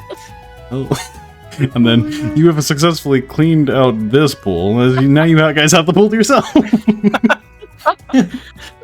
Ewan, realizing what has happened, since Maldorwen is the one that cried Tidefin, will walk over, raise a giant fist in the air, bonk him on the top of the head, and then go back to relaxing. I think that's like 1d6 plus your strength.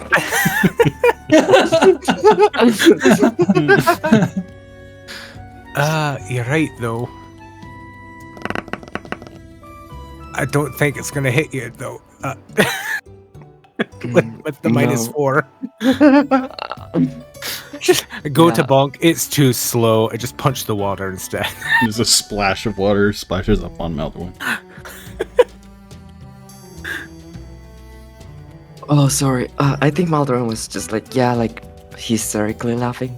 And yeah. It's the throes of laughter that helped him dodge the bonk.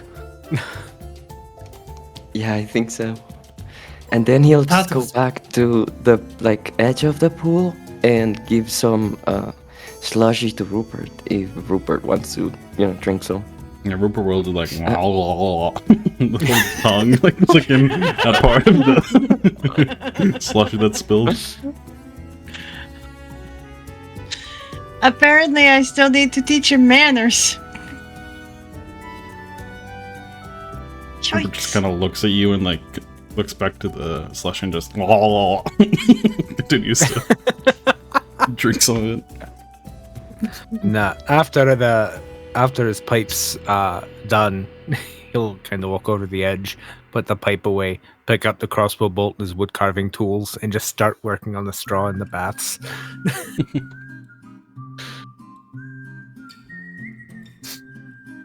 I was gonna say, Ruka's just after he realized what was going on, he's just, God, this was not the time.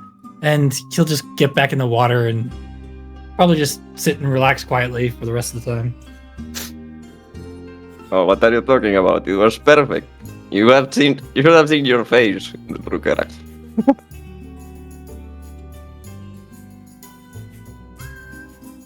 Don't have the energy right now. I just wasted a bunch of it. So, after we're done here, where are we going to go make sleep? I need sleep. The closest beds we can find to this water. To this bathhouse. Well, Scaleface might know. You mean Salzy? Oh, all right. After you correct him, he glanced at you and oh, sorry. Ewan cocks an eyebrow. He was kind of a cold one, wasn't he? Yes. He was a frustrator.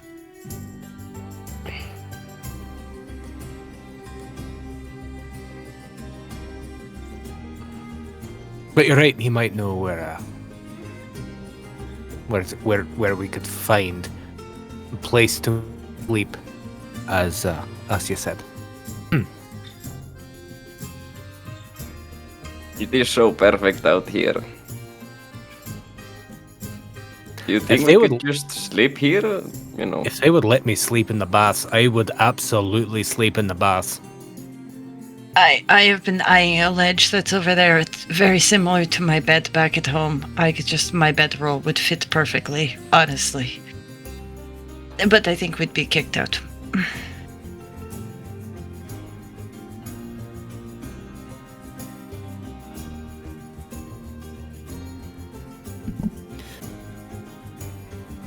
Well, how long do we want to stay in here then before we sleep? Hold on.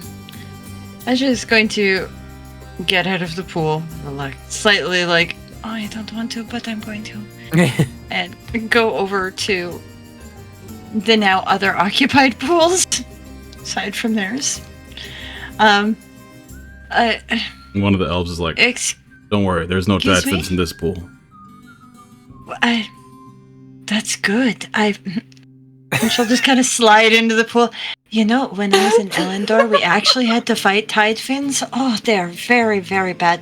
There was one guard, and she's just going to kind of go on and tell the story of, them battling the tide fins and all the rest of that and helping save some of the Dawnward Sentinels and the city guards from, stuff like that.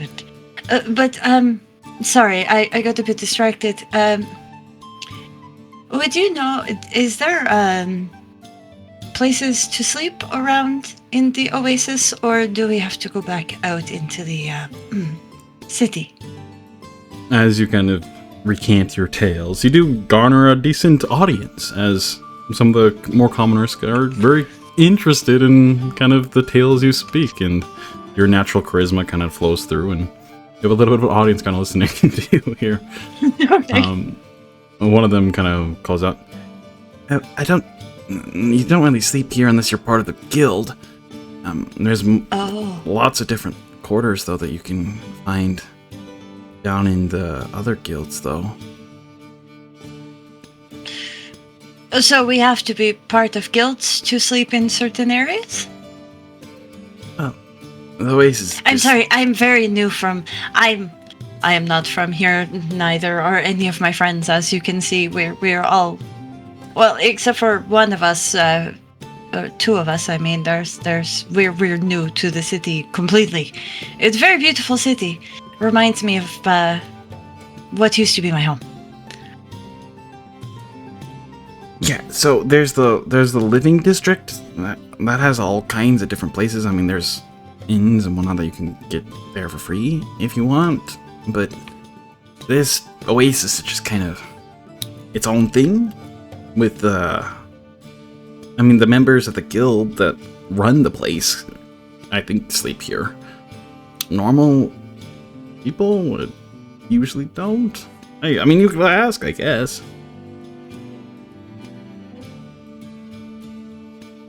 Who would I ask? The only people I have met other than you is Selzy? Oh, I believe their name was. Yeah, the director. I know they run a decent portion. Yeah, but you could probably ask them.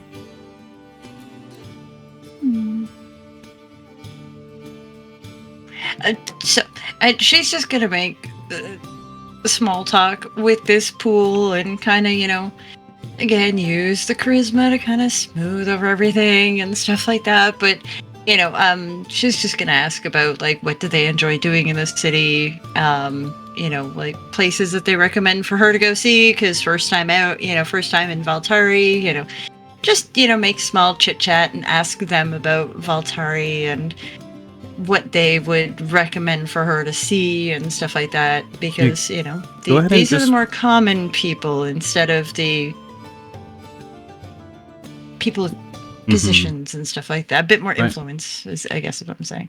yeah, just go ahead and roll a charisma check for me. Okay. How exhausted? Charisma. It would be nice if you would do this. It would be nice if you would do this for me. Okay, so that's a 22, but that's -6, so it's a 16. 16 is still pretty good. Yeah. One other elf kind of pipes up. Oh, if this is your first time in the city, you have to visit the Glassview Arena. The place got all kinds of events that go on there. Malvis is quite popular. Other theaters and shows. It's a great place to visit. Oh, my friend Maldorwen over there, he taught us how to play Malvis. I'm maybe not so good at some of the positions, but I really enjoy it. It would be very interesting to go. So yes, Glassview Arena. Thank you. I will definitely go and check that one out. Any teams you recommend me to watch? Oh, my favorite team is the Phoenix Flares. They're kind of a relatively new team, but they got some great players on them. Amazing. Great. Well, thank you everyone for being so kind and wonderful with your information, and it is nice to be in a city that is more friendly. Don't go to Elendor. She just gets out of the pool and kind of pads back over to the other pool and slides in. Alright, so if we want to stay here, generally only housing is for guild members, but maybe if we talk to Salzi, I don't know. But there is, as I guess Ruka said, we could stay in the Downward Sentinel area. Or there is a living area as well with inns and such like that we could... Some are free, some we pay for. But also they highly recommend the Glassview Arena to go to for Malvis, but also theater and stuff like that. But they said the team, there's a new team for Malvis, the Phoenix something. But they said to check that out. Very nice people. Sorry. What were you gonna say? I was gonna ask if Maldorwen would know what team Brisa plays for. His sister? Yes. Maldorwen would know that. You know that team name.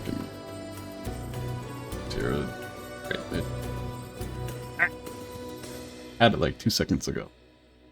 Nope, Maldorwen doesn't know. Yeah, okay. He doesn't keep track of his The sister. Skybound. They're is the strange. team. They hate each other. Sorry, the Sky? The Skybound. Skybound. Oh my god. Okay, I love it. I think the other team was the Phoenix Flares, right? Correct. Would I know something about that or them? maybe? That would require a history check. Okay. I'll try a history check. But Can like you after also roll it? calling out that natural 20, I don't think like I'm gonna have any luck tonight. Okay, that's a 6. And thank you for complaining, by the way, Crypt. Like it really worked. You know, like you ask for a natural 20, you get it. It's amazing. Right? Yeah, neither of you recognize that name. Rhukkarrak, you had watched a game or two of Malvis when you were last here, but you were like, what was their name? I don't remember. It was cool. I remember watching and being excited by the actual game, but I don't remember like team names. Yeah, he remembers Maldorwen's sister, but Yeah. And yeah, Maldorwen, you don't really recognize. You might have heard your sister talk about that team before, but it's like maybe you're not quite sure.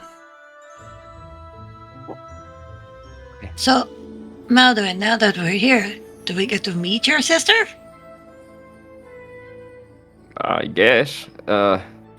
I don't know where she lives, though. I think we would have to look for her. Do you know where she lives, Rhukkarrak? Maybe. No, I met her in a pub near the Glassview Arena.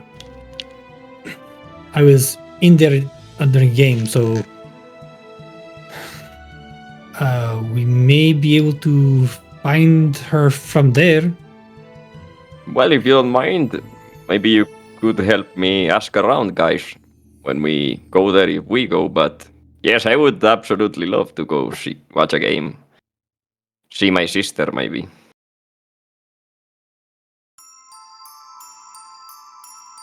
I'd like to just meet your sister and hear stories about her brother. She smiles. Sorry, I didn't embarrassing have ones? any siblings. Oh, really? Yeah. Well, I must say that when I was growing up, it did kind of feel that I was more like a shadow of Kulpalam than myself. Especially because, you know, he's everything a Kertursi gnome should be. So I'm just trying to catch up. I feel like you've done your brother proud. I would like to meet him and ask him face to face.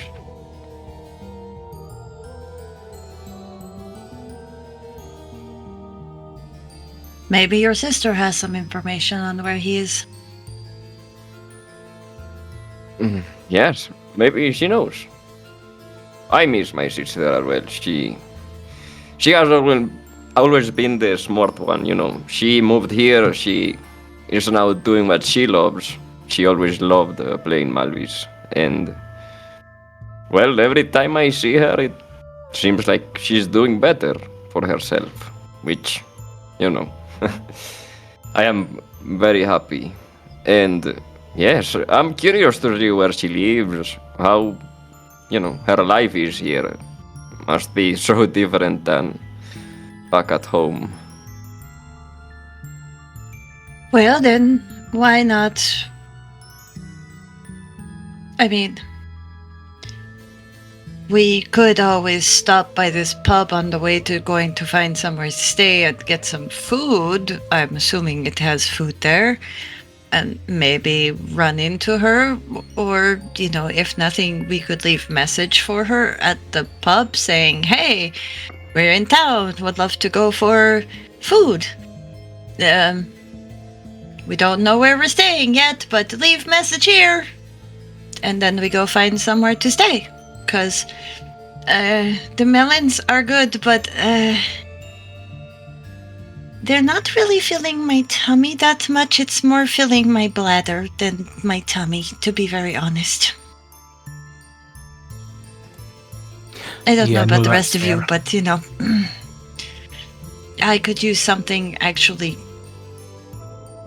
filling. Maybe some meat of some sort. I think that's a great idea. I'm actually incredibly hungry myself, which is not common. And, well, I think it would be great if we could find my sister, yes. And then if we found her tonight, maybe she could help show us around the city for a couple of days gently while we recover from what we were doing, because as much as I would like to sleep for the whole time, I don't think sleeping for whole days is probably good for your body when you've taken a long walk like that. I mean, good sleeps is good, but also making sure that your body doesn't become stiff, tight. There we go. So we need to remember to do stretches and stuff to make sure that our muscles stay limber. Well, if we are going to do this, can we just make it quick? I want to get to bed as quickly as possible. I know where we could crash in the Sentinels district, but if you want to find places in the Living district, it may take some time. Would you know how to get from here to the arena? Yes. We'll have to get back on the airway. That was a lot of fun. I liked being inside the 80s, sorry, living. I hate walking so much. I'm going to tell a little story here.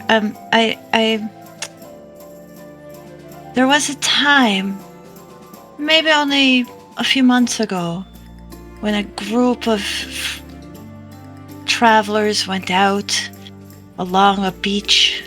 3 of them really didn't want to do that, but they went along with the one person who did want to do that. So maybe this time that one person who doesn't want to do something, but the other 3 does, could just do it. I do not care where we sleep. I don't care where we sleep, as long as it is soon. And I know where I can find a bed quickly in the Sentinel district. And that is the only reason why I am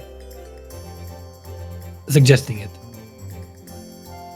Well, if you are not hungry like everyone else, you could go to Sentinel district and get bed, and then the rest of us could just meet tomorrow morning at the pub again. I am hungry, which is why I am more than happy to go with you. I'm just saying that I hope that we don't take too much time.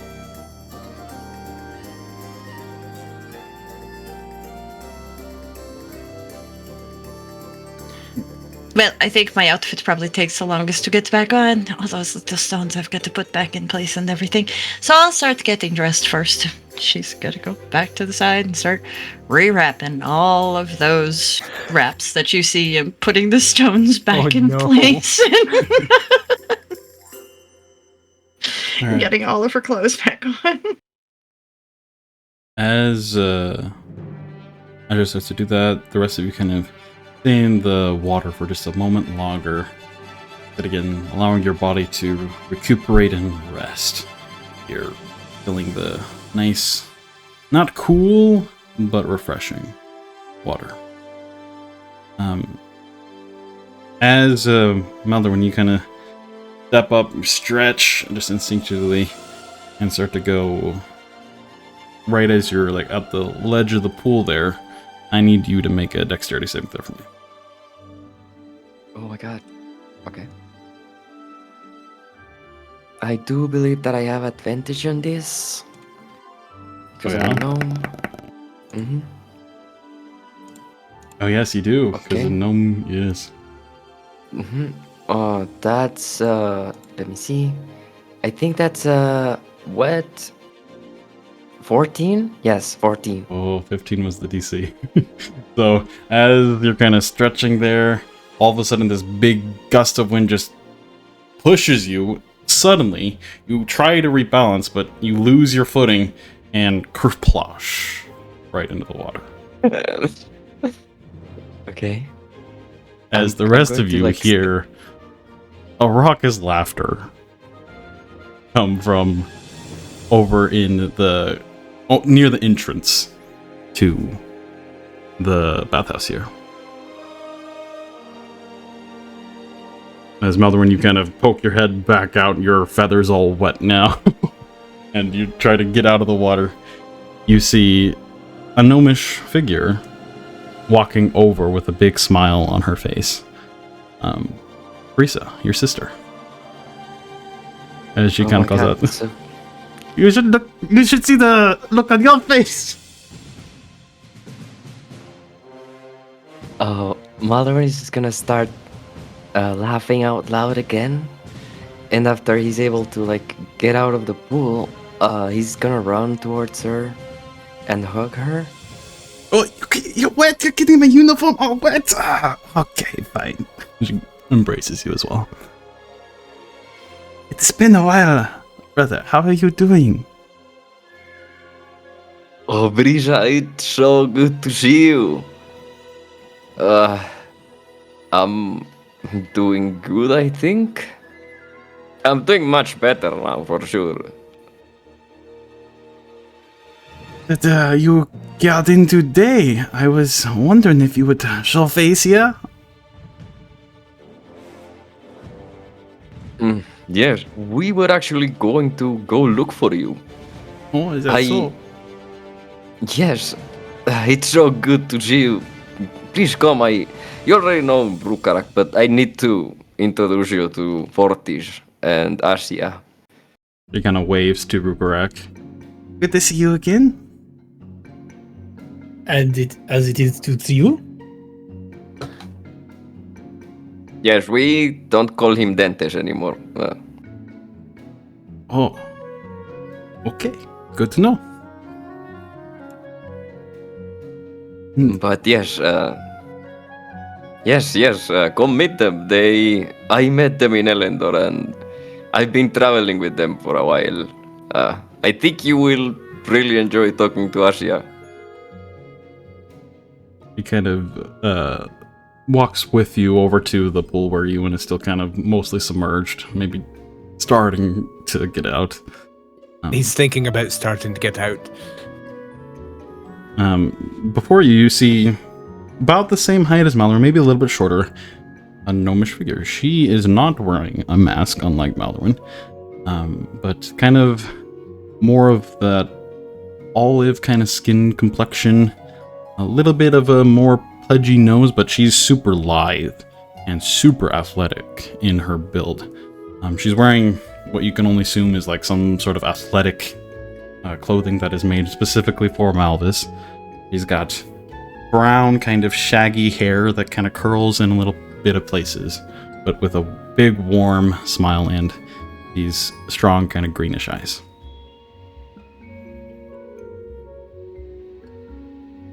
But it is Well. a pleasure to meet you.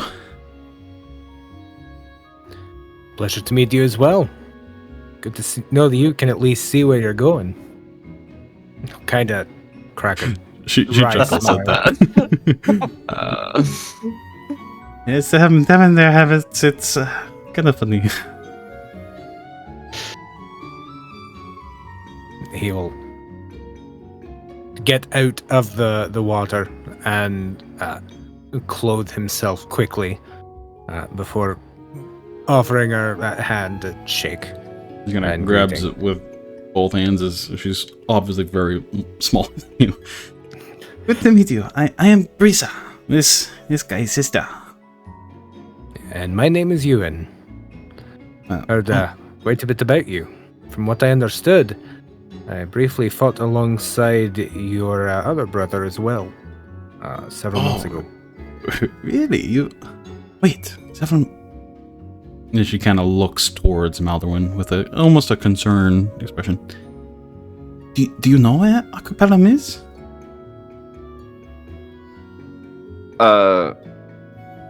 We were actually expecting maybe you to know where he has been. I have been trying to find him, but the only lead that I have is from an elf that I met in Elendor he called himself Shadowthorn. I don't think we should talk about this here. Maybe you have a home here, right? And of course, I gotta stay somewhere while I practice.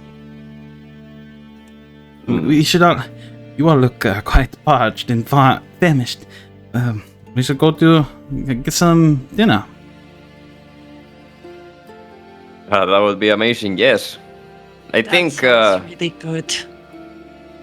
Hi, I'm Asja, by the way. Oh, pleasure to meet you. Nice to meet you too. I have so many questions for you. Okay. She just kind of smiles with a little hint of mischief.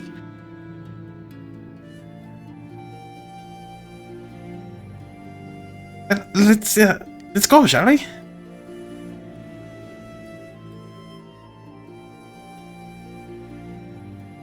You all are a very talkative bunch, aren't you?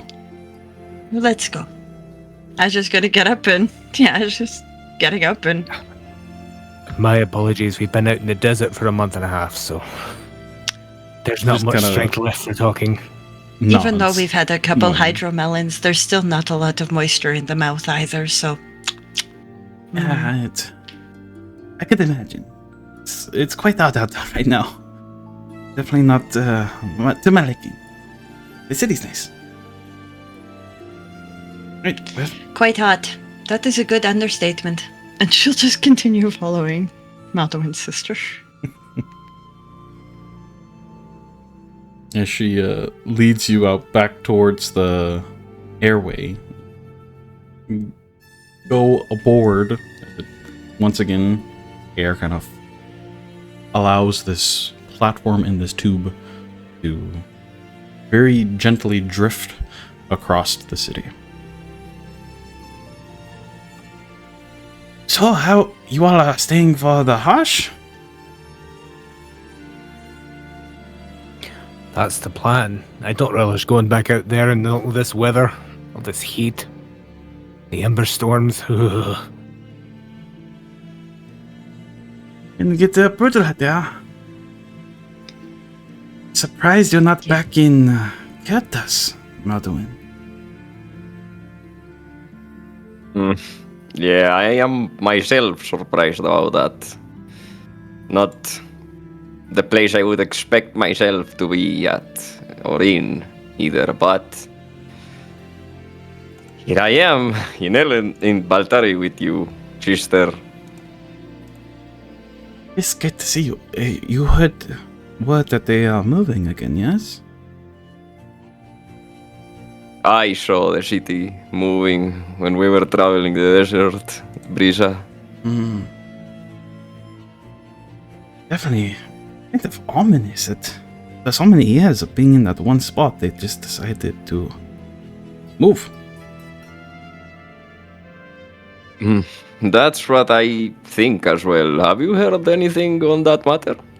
Oh yeah, they sent a letter to the Katusi that are here in the city. They are supposedly heading towards Elendor for some sort of... They didn't really elaborate too much. That they're just heading in that direction and look towards the skies if we need to find home.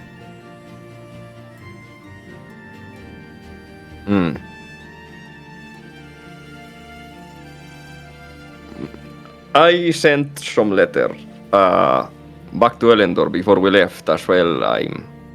I'm hoping I will be able to send maybe from here back there. Do you know if that's possible? It definitely was when they were in where they have been for a while. It might be a little more tricky now that they're on the move. But I know that there definitely are some well-trained stormbirds that know the currents. Could get it there probably. I met someone back at Elendor who I can write back to. I'm pretty sure that she would get my message if their stormbirds can carry it back. I have to tell you about her. You. Yes. You know. Anyways, is your home very far away? It's a couple minute ride. It's over by the Glassview. I gotta be close so I can practice. Got the big game coming up. What is it? It's the 13th today, which means 2 days.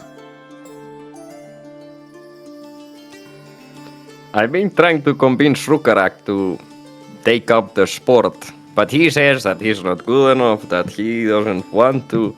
But I don't know. What would you tell him? I did see you play and get this for a little while there. You show some promise. I definitely think you could be a well-honed Malvis player if you put your mind to it.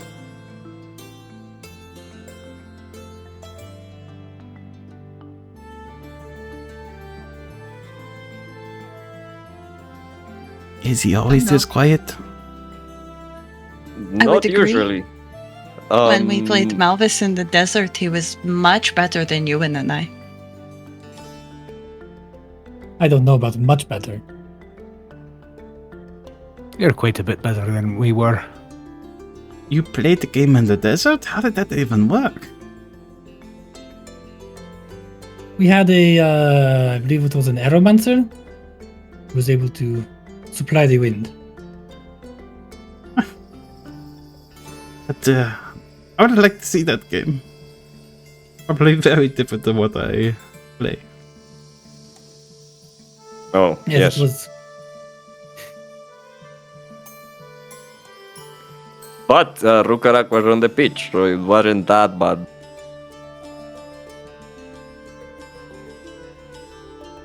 Here we are. Anyway, Here's our stop. Come along now.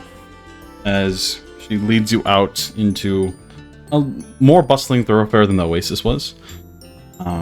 All kinds of different elves here. You see a bit more racial diversity in this place.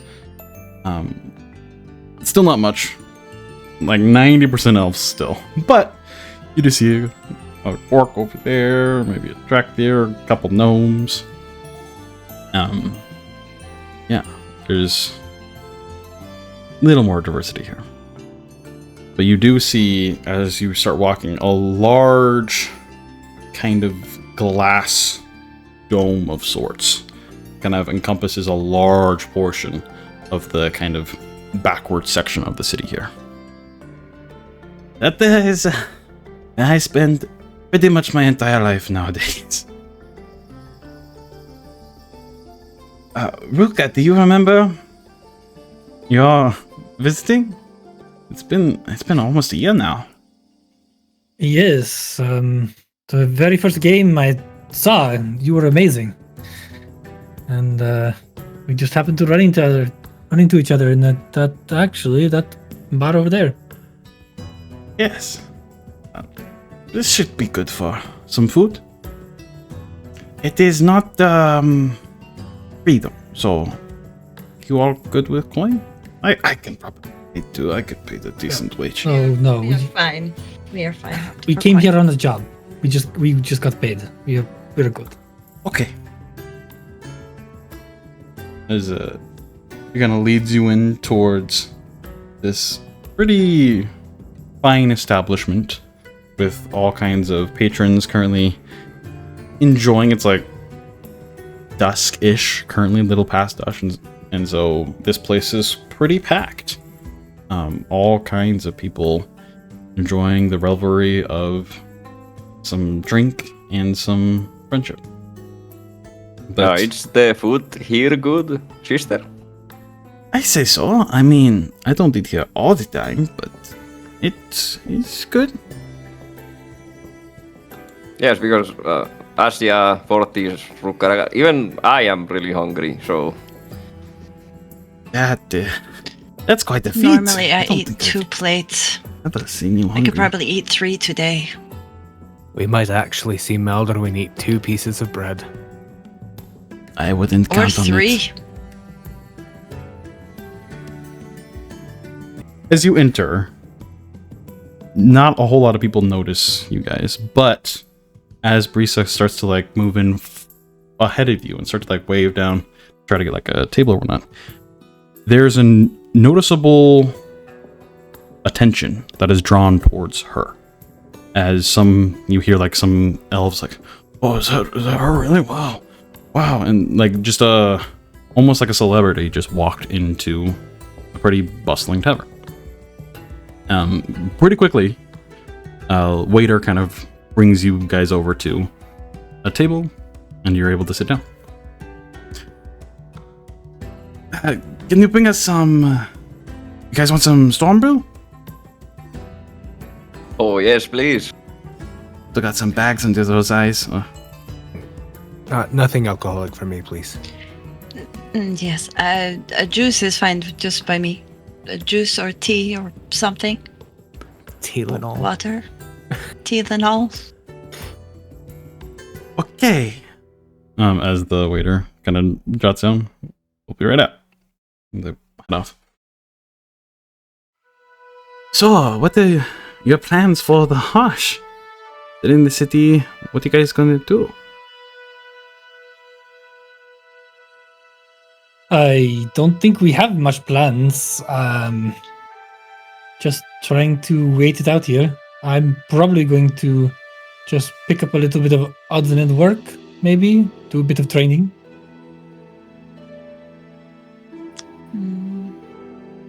I have to, I guess, do some trade, I guess, maybe. There are some things that my people need back at home, and that I might be able to find some here. Other than that, much like Ruka, I'm probably going to try and get a even volunteer job over in the Glass Spire. Maybe do some studies.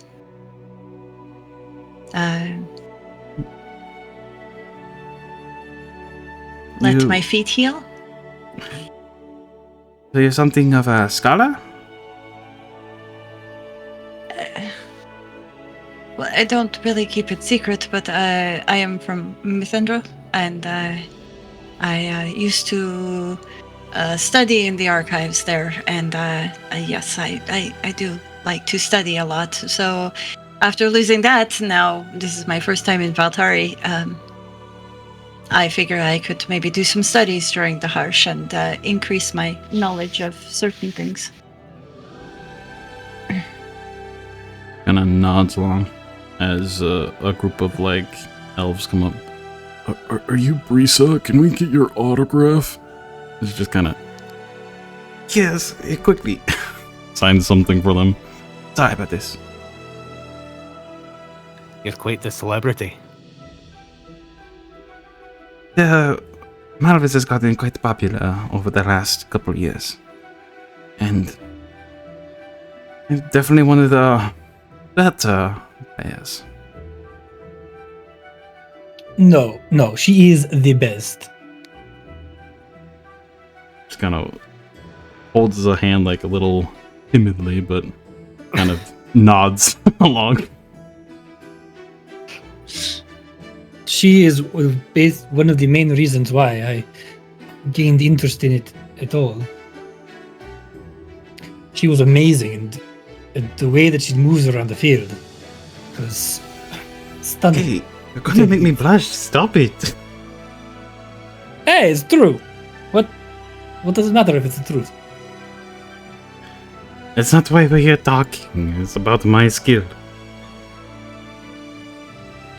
Fine. Rhukkarrak has obviously taken a vested interest in watching you. Neat. I don't really have many plans myself. I'll probably help Rhukkarrak learn a little bit more self-defense, but cities aren't my thing. If anything, I'll probably spend a lot of time in the Oasis. It is quite peaceful there. The plants are so many of them. I've also taken a bit of a newfound interest in the work that brought us here, but we'll see if anything comes of that. Well, if you do, find yourself wanting to get out and have a fun night, 15th and about 2 nights from now, playing in a big game. I could probably get you all tickets. Absolutely. I would absolutely love to watch you play. I would like to see a game. As much as Rhukkarrak's talked you up, I've got to watch you now. Maybe even. I'm sure the rest of my team would also like to meet you as well. I'm kind of looking at Maldorwen. Me? Okay. What about you, Maldorwen? What are you going to be doing? Are you going to come? I mean, the practice. I could get you to come practice if you wanted to. That would be amazing. I do have some things that I want to do here. Especially, we met a gentleman earlier on that I'm very interested in talking with. Damaris. I don't know if you have heard of him. Nope, not at all.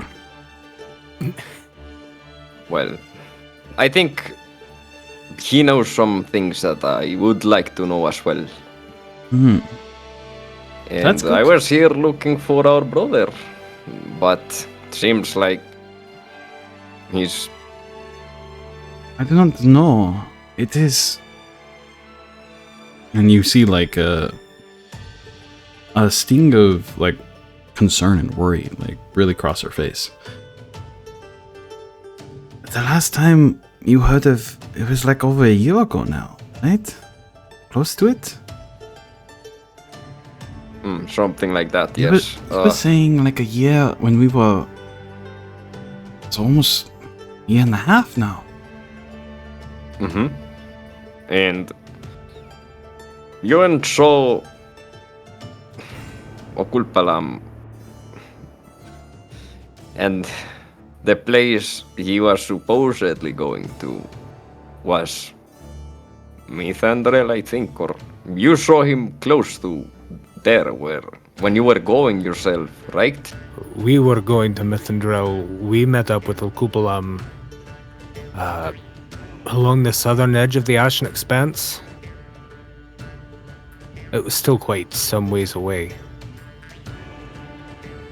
I helped him take care of a bullet that was attacking. You know how many other gnomes were with him?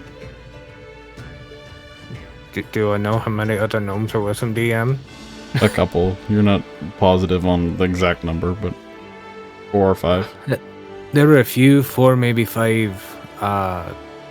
After the fight, we sat and broke bread, shared camp for the evening, and then we went our separate ways. You shared camp with them. Must have impressed them quite a bit. Yeah. They impressed me quite a bit, as well as my traveling companions. Fortis is very strong. Yes. But I don't know. I think he is up to something. He's playing a part in all this that it's hard to see, but I don't know. I feel like I'm chasing him again. And I just want to What did this... know what he's up to. This, Shadow Thorn say about... You said that there was some sort of lead? Well, I don't know if they were telling the truth. I don't know it. He even said it. I don't know if I can trust him, really. And maybe because he knew I was interested in that, he used that against me. I will try to find out. But Also, if... Yes, go ahead. I would be careful throwing that name around. The organization he is with is not very pleasant, and they have a presence here in the city. So I know. We were pretty alone back at the pool. I will be mindful of it, yes. But in any case, we were also here bringing something that came from Mittendrel, supposedly. And that makes me think, if he was telling the truth, Tito Kulpalam attained that and was in Elendor? I don't know. If he was there, he didn't want me to find him, or he already left when I was at Elendor. I don't know. I don't know where he is or what he's up to, you know. It's hard to tell sometimes. Him and his damn secrets. I just wish that I knew that he was safe.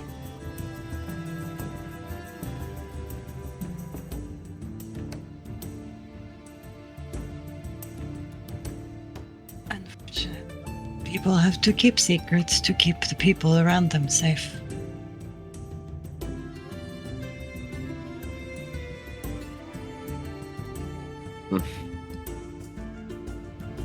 Oh, here's the food. Well, perfect. As Yes, that's reminds large me. plates of. Here, go ahead. Yeah, I just wanted to go ahead and before like the food is served, reach down to my backpack and pull out a bottle of Marley's hot sauce that I have, Okay. and I'm gonna give it to Asja and say, I think yours ran out. So here. Thank you, Maldorwen. I am down to the last few drops. Now I can try hydro fruit. It's got a little bit of spice to it, but I think if I had just a little bit more spicy hydro fruit. And she just kind of like cuddles the bottle for a moment and then looks up. Right. And puts it back on the table. Again, thank you, Maldorwen. I appreciate it. As plates are brought out of some pretty exquisite looking food. A lot of it is not meat, though. It is like strong, hearty vegetables, the stuff that you saw a little bit in the Oasis, but cooked like to perfection. And you even see some of the ember roots that you like, the kind of potato-like things that you probably ate quite a bit of out in the Sand Sea, but these are cooked much, much better as they actually have the tools to cook them to like perfection.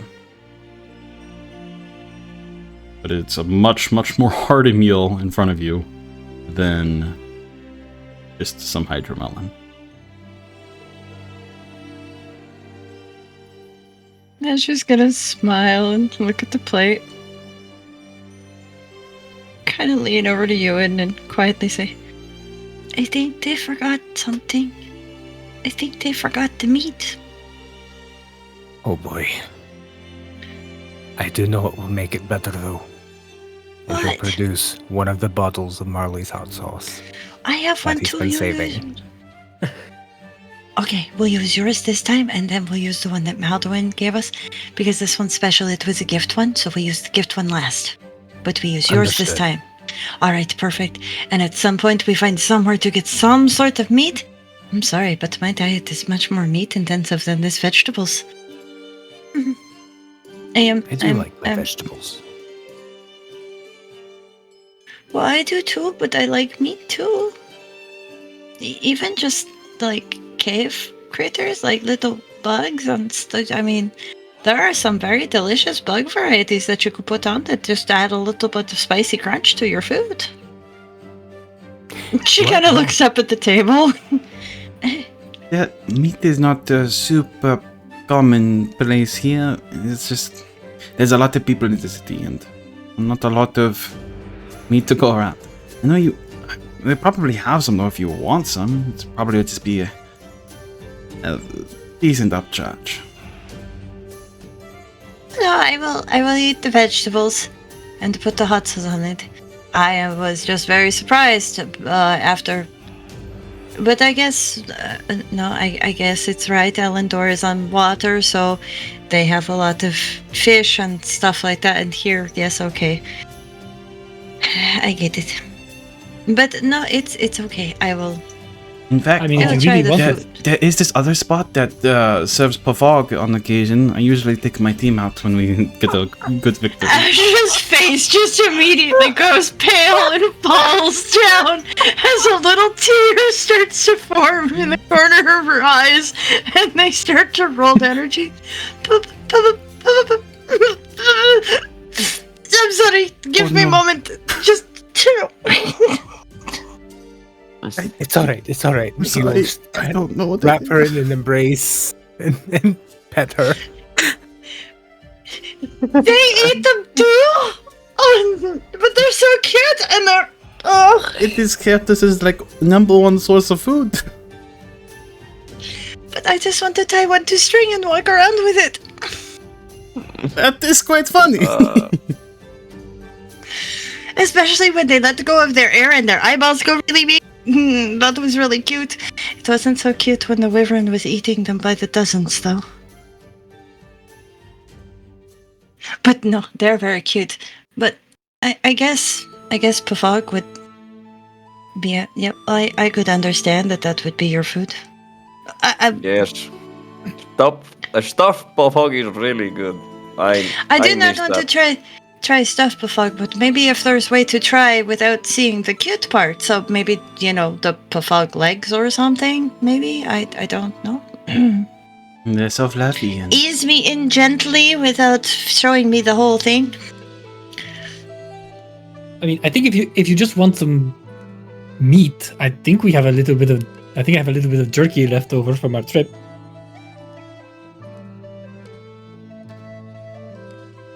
I mean, listen, I would like fresh meat, not dry meat that makes me feel like I'm grinding stones between my teeth because it's so old now. But thank you for the offer. I really do appreciate it. For today, I will eat this. Another time, Frieza and I will go for pavog. you definitely have to try it at least once. They're quite I will good. try it at least once. And they're like biting into a cloud. But they're so cute, though. But I She guess kinda many looks, things at like, home we confused eat a little that bit. are cute too. I mean, small pyro scales can be considered cute. Okay, yeah, no, I get you on the cute part. But I still want one on a string. But maybe we can make that happen. I don't know. Oh, no, it's fine. But I was thinking I would like to take some back home because I'm pretty sure the people back at my home would find them very amusing because we don't have them. Actually, I don't think anyone's actually ever seen one where I'm from. So I would love to bring one home. I would also like to bring home a gruntar, but I'm not sure how easy that would be. But I do have stuff to bring back from Ellendor to my home, so maybe I need to bring a gruntar with me anyways, and so maybe I can work out the deal to buy a gruntar. I don't... Sorry. As you all dine on the meal, feeling more rejuvenated now that you have a hearty meal in your stomach, missing out on meat, but the hearty vegetables kind of make a pretty adequate substitute, and they're cooked very well and have some really strong, good flavors. It is still pretty decently spicy, but not overly so until you add the Marley's hot sauce. Then it's like, whew, but that's perfect for you and Asja. So you spend a good amount of time kind of making a little small talk here and there with Brisa before you all kind of finish your meal as the night wears on. Now with a full stomach and a clean body, you are ready for bed. Like, your eyes, almost all of you. I mean, you all have at least one point of exhaustion, right? Yep. So yeah, your Yeah, I eyes have to. So, I have Are- 3. super heavy. I'm also at 2. Yeah, it's time for rest. Brisa kind of waves goodbye. Well, hopefully, you guys, I'll see you at the game in a couple of days. Hopefully, Maldorwen Yetkin. The door's open. Just come by and we can practice some if you want. All right, sister. I will definitely bring by and talk to you as well. It's a pleasure to meet you, and have a good night. He kind of trots back off towards the large glass dome. That is the glass view. Euan, who is half asleep on his feet, kind of squints a little bit.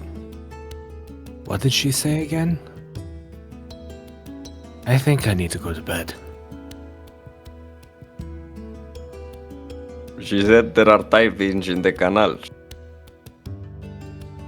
Oh, not again. Said nothing. He, like, in the middle of the street, just draws the greatsword, completely at him. Ask for people. Oh! Euan, there are no canals here.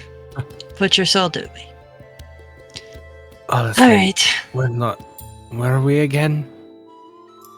Look, Oh, at Jesus. least I don't really want to make my home in. Like, I here might be different, and we can refuse work if we want to, and that's fine. I'm sorry, I just felt that in Ellendor, we were very busy all the time with the Dawnward Sentinels, and it was very hard to do other things as well. And I don't know about the rest of you, but I really don't want to get drawn into another whole, thing like we were drawn into in Ellendor. So I don't mind maybe tonight and tomorrow to stay at the Dawnward Sentinels in one of their places, but maybe we could find somewhere outside of, if that's okay with everybody. I don't know. I I'm okay her with the voice closest bed right drops now. really low. I really want to have time to be able to try and get the Maris to help me to let me at least study the tree as well. And I don't mind taking jobs, but we do have some money now, so it's not like we need to have it for money. But I don't mind doing some to keep our reputation going, but I would also really like to have time to work with that. But yes, also a bed. intrigued. The very next person that walks by the entrance of this pub, Euan is going to reach out, grab them by the arm, and just say, "Excuse me, What do you want? closest bed, please." That way. And Euan starts to fall forward a little bit and stops himself. Sorry. We've been traveling for a very long time and are very exhausted. Understandable. Oh, yeah, just down the street here, over there's an inn that you can stay at. Thank you. Closest bed, make decisions in the morning. Let's go. And Euan will drag himself wherever they're going to go to bed. Okay. So, you arrive at this kind of pretty elaborate inn. There's all manner of, welcome you in, and to stay here is an upcharge. It's costs. It's not part of the free section of the city, as you were told earlier, that is the living district that you can get free stuff at. But here, you're right pretty close to the stadium. It costs a little bit. So they inform you that it's 2 gold with a lot of you to have your own nice room. Euan will just slap 5 gold pieces down on the counter. No wake-up calls.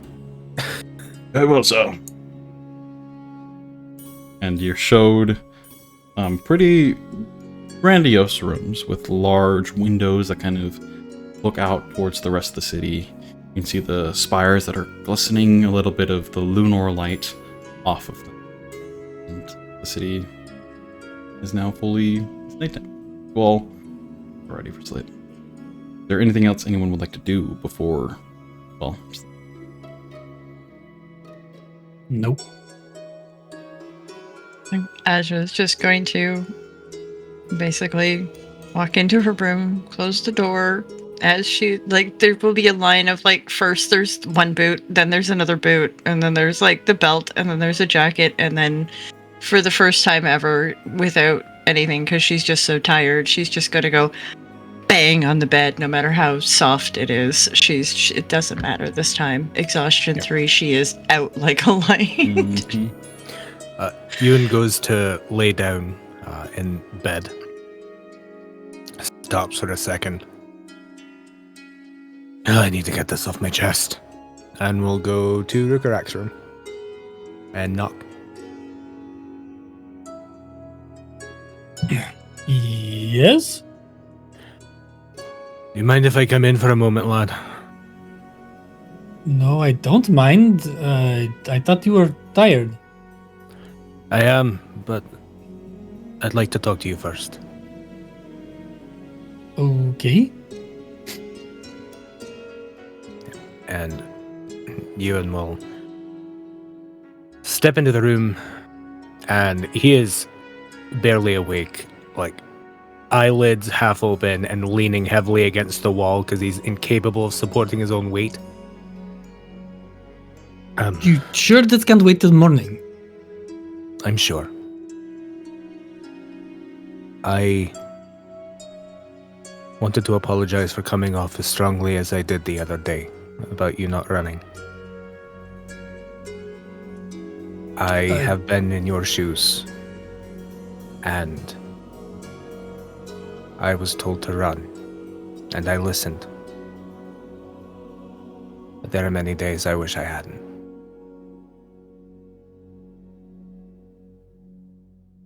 So I am sorry for coming down so hard on you. There is no need for apology. I appreciated your concern. It was actually kind of nice to have someone that worried about me. That's something that you can rest assured that I worry about all of you. You're a good lad, Rhukkarrak. Just be a little more careful, alright? For all of our sakes. Hopefully you and I can fix that. Now, go get some sleep. Apology accepted. Thank you. As you say apology accepted, there's just a little nod and a slight snore before he startles himself awake. Right. Yeah. Ruka's gonna help him get back to his bed. Much appreciated. Well, just kind of fall over into this bed and lean his halberd up against the wall next to him and pass out so fast. Just so fast. Yep. Ruka's gonna, take off his boots for him and kind of throw the blanket over him and then go to his own room. Get to sleep. Okay. As you sleep a long time.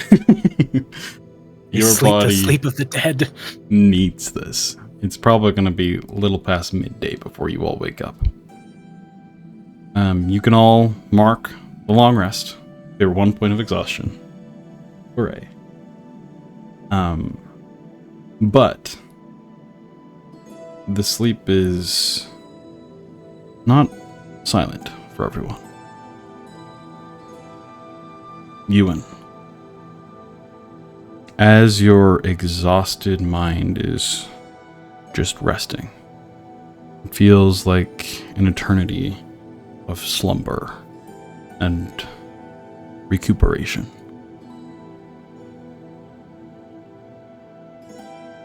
But there's something more here. As you drift in this unconsciousness, that wave of emotion, of memories, seems to almost resonate within you. And it's so hard to even make out what any of it means with your muddled mind at this state. But you swear you feel just this sorrow, this emptiness that is all-encompassing. And then you see or feel almost like it feels like how you felt earlier when you stepped out of the tube for the first time and felt the light of Alamor on your skin for the first time in several weeks. A beacon of hope, a ray of light. And you just feel so much. Too much. You feel the darkness slowly starting to fade around you. You feel eons just disappear like the flowing sands of the sand sea. You feel distant, forgotten memories, connections, people. And at this time, it just kind of, almost through the entirety of your sleep, these emotions, these thoughts just are like a raucous kind of chorus in your mind. And it doesn't quite make it so you don't get restful sleep, but it definitely isn't as restful as just silence. And you wake up with almost a slight headache.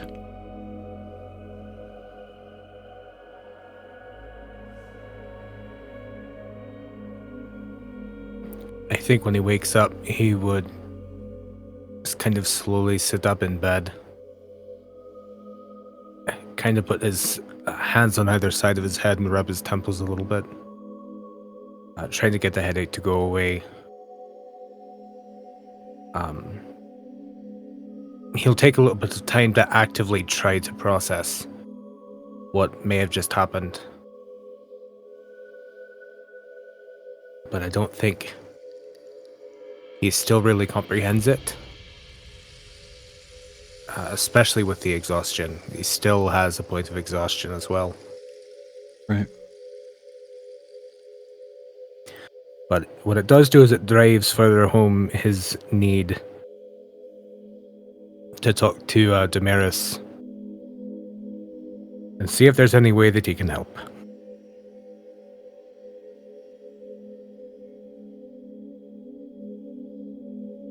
Okay. As the four of you groggily wake up, your body's so sore.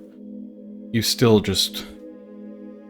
You kind of look out, see the light of Elmore shining quite brightly, and know that it's like midday or if not later. But your body still just doesn't want to move. But you feel that tightness, that soreness that Asja was talking about, and you all think to yourself, yeah, probably good to get up. You all do. And you meet back up roughly around the same time, maybe a little bit one after another, down in the lobby area. This inn. If Maldorwen could find Asja, like, I think he would kind of like stand outside her room and wait for her. Okay. She'll open the door. Oh. Hello, Maldorwen.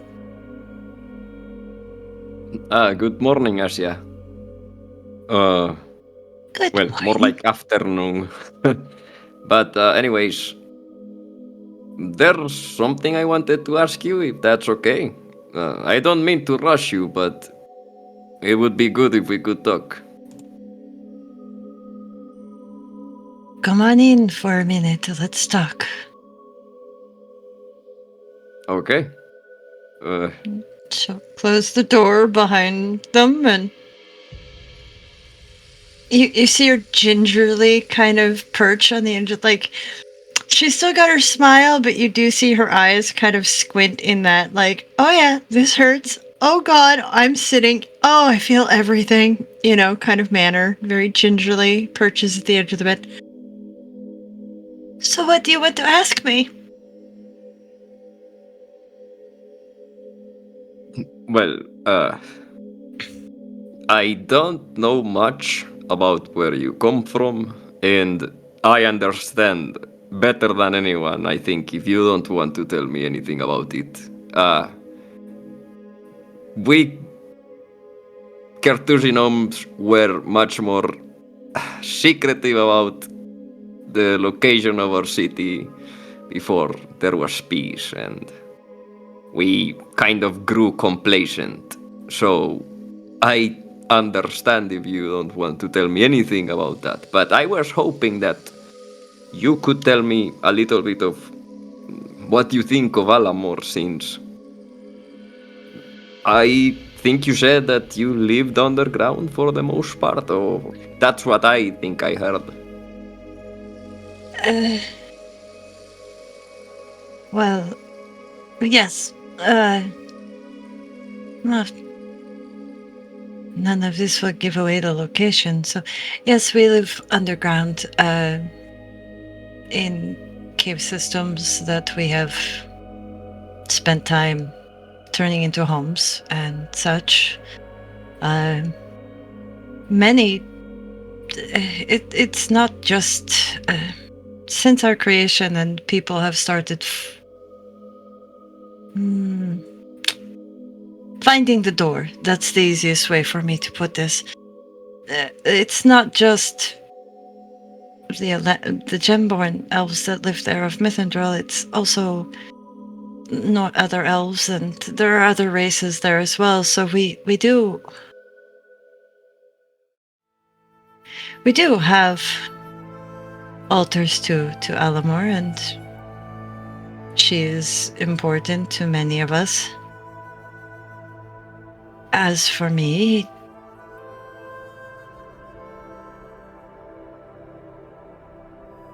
she kind of goes quiet for a minute and looks at the floor, and you see her kind of bite her lip, and as if she's trying to think on how to say something. I don't know, ever since I left home,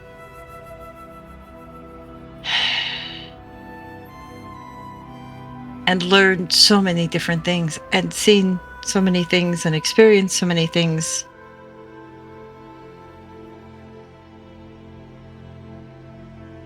I guess my faith in what I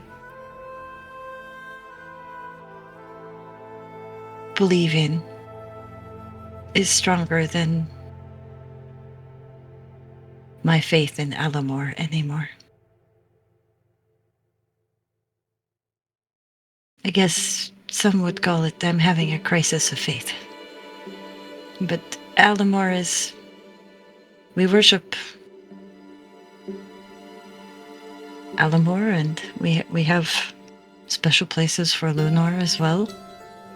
We also have special shrines for each of the different planets. We also worship just the simple life energies and the spiritual energy of the lands around us and the animals and things like that. So I don't know, does that answer your question? We are not specifically for Alamor, but we do celebrate Alamor because more people from outside have found us, so I guess. Well, my people, as always, thought of Alamor as a life-giving force. Maybe the primary giving force for the Chorica. But it's just that I see so much life energy radiating from you, and yes, it's a different shine, I guess, than if you don't think it comes from Alamor. I think in part, perhaps it comes from Alamor, but something you said back in the ruins has stuck in my head. The primal essences, that maybe they're not from here originally. And maybe the life essence, how do I explain? Well, gemborn elves are just a gemborn elf. Each one kind of is different. Their crystals are different, and they come from different primal essences. Does that make sense to you? So, ours, you'll notice, is green. Most you'll look at are red. I don't know a lot about the Elandris. Unfortunately, my grandmother died when I was still very young. I don't know, she died pretty young herself. So I didn't get to complete all of my studies. That's something I'm hoping to be able to do here. And kind of look more into what exactly... This is why I want to talk to Damaris about the tree. It's because if this is a seed of the tree from Mythendrill, the roots are very important.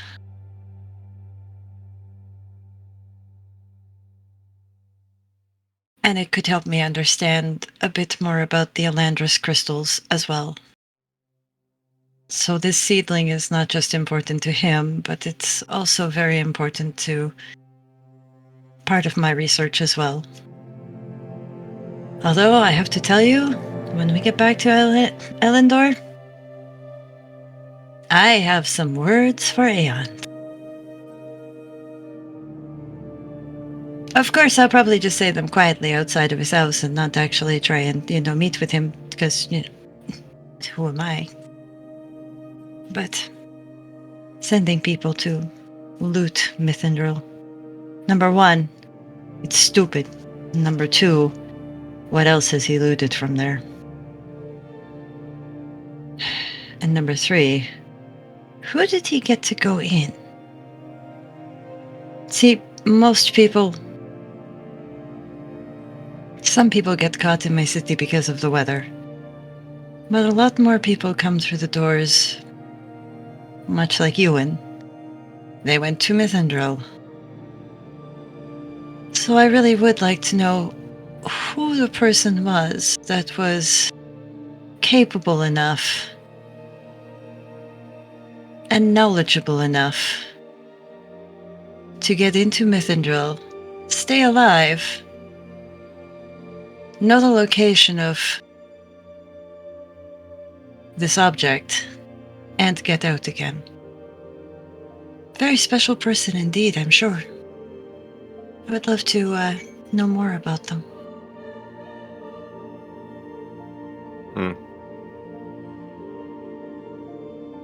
All this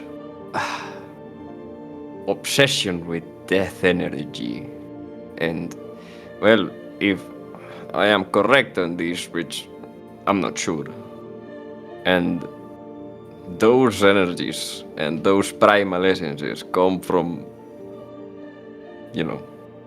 the stars, the planets, then why try to get rid of Lunar's influence? Why is death so wrong? Why is death energy so misunderstood is what I would like to know. I don't know. I'm questioning many things as well, I guess. I've been trying to walk the path that Alamor has shown in front of me for the longest time. I have prayed every day for her to guide me to find my brother. But perhaps there's another path I should walk. I don't know. It's so confusing, Asja.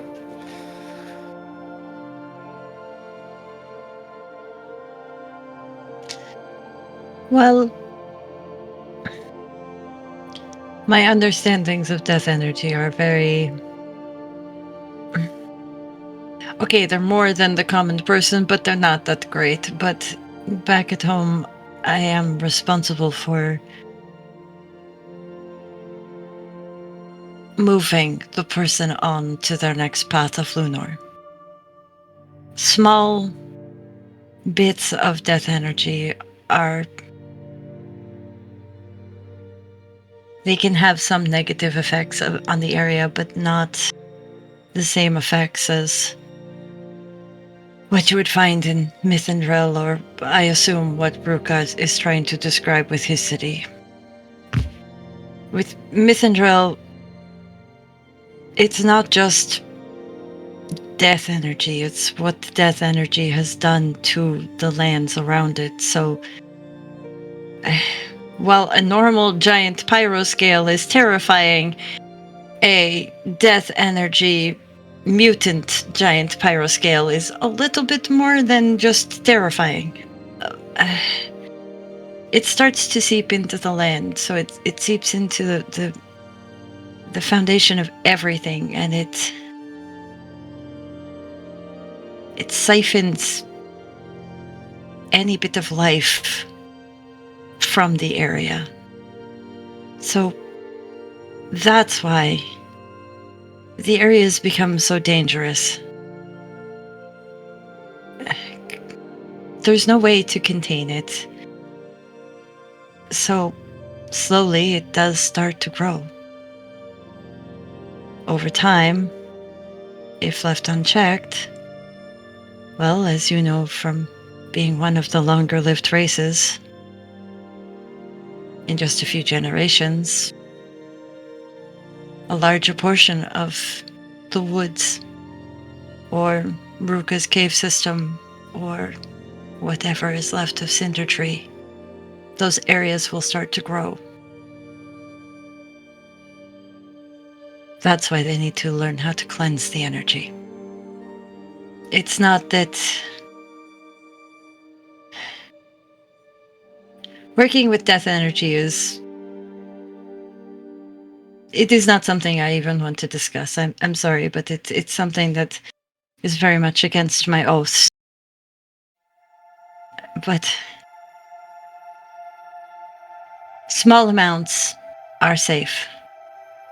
The amounts you find in those places with more of it, the life has been leached out, and if left long enough or unchecked or whatever, all of Aruthar could look like what we just crossed. Except for there would be no life. There would just be death.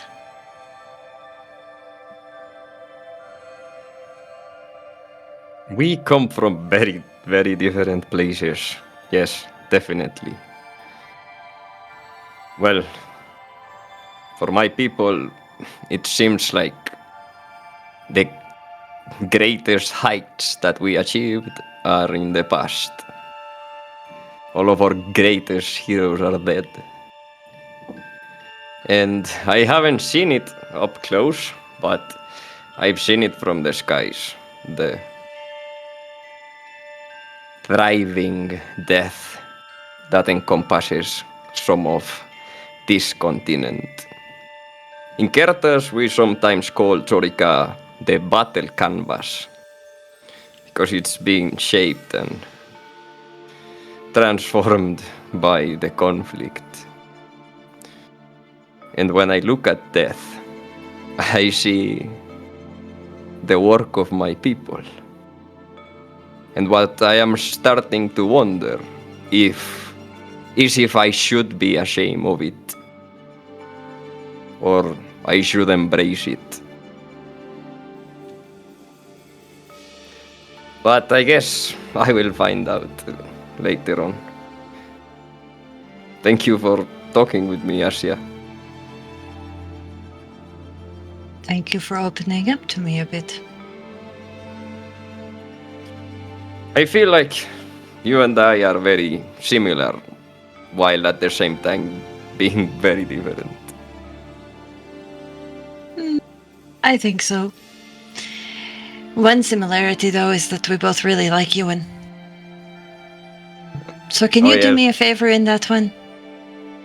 If you start to see him push himself, could you just gently remind him not to push himself too hard? I will try. And much like Yuan wants to keep me safe, you safe, Rhukkarrak safe, I want to keep Yuan safe. Maybe he will be the one to show us the way from where, I don't know. He seems to have a vision of the world as well. Maybe I should walk that path instead of Lune or Alam or whatever. I don't know, Asja. I wish we knew more. You are right, talking with this Damaris is gonna be very productive, I think. I think he will be. And she's kind of getting up with a bit of a wince. Oh my god, Maldorwen, this really hurts. I understand you're not like for walking now. Oh. I think he's going to be good for all of us to talk to. We should probably head downstairs, though, to meet everyone else. Yes, She'll kind you're of right. limp over to the door and open it. Tell me there's a way back to Elendor without having to walk that all over again. I mean, I wish Kertus could come pick us up and take us there. That would be amazing. And she'll close the door and start heading back down to the lobby, just very slowly, using the railing on the staircase and stuff like that. Just Okay. So as the four of you regroup, what are you all doing? Where are you going?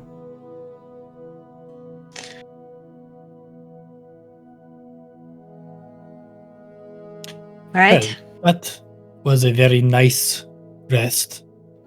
But with the free options in the living district, I suggest we save our coin for future.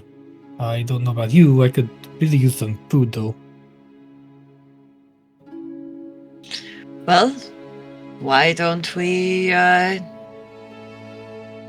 walk or head over to... Apparently you don't walk here. Why don't we air tube to the living district? I'm pretty sure they probably have some vendors on the way, and we could, or even just free fruits and stuff like that, and we could pick some up and maybe try and find somewhere to live, and then we could have breakfast in our new house. I'll cook. I promise I won't make it spicy. I wouldn't mind a little spice. It's kind of growing on me. But that sounds amazing. Does that sound like a the good plan spice to takes everyone? us all. The spice is life. The spice is life. Okay. As you spend a good 10-15 minutes walking back towards the airway, where you then onboard that with the bustling crowd of people that going about their daily lives here in Elendor. You ride the wind, if you would, down across the city towards about the southeastern section of the city, which, after asking a few people, you easily find out that that's like the living district, the city where most commoners go to just live, and they have a different residence there. Exiting there, you do see multitude of different vendors, either selling some higher cooked meals that are quite prepared in some professional way, like elves that have dedicated their whole lives to just being chefs and cooked really well food, or you can just pick up different like melons and fruits and different vegetables that you yourself can go take and cook. I think as we're going along, Asja will pick up some of these elfin bento boxes and pay the price for them, but she will also pick up some fruits and vegetables and stuff like that to take home with them as well. Okay.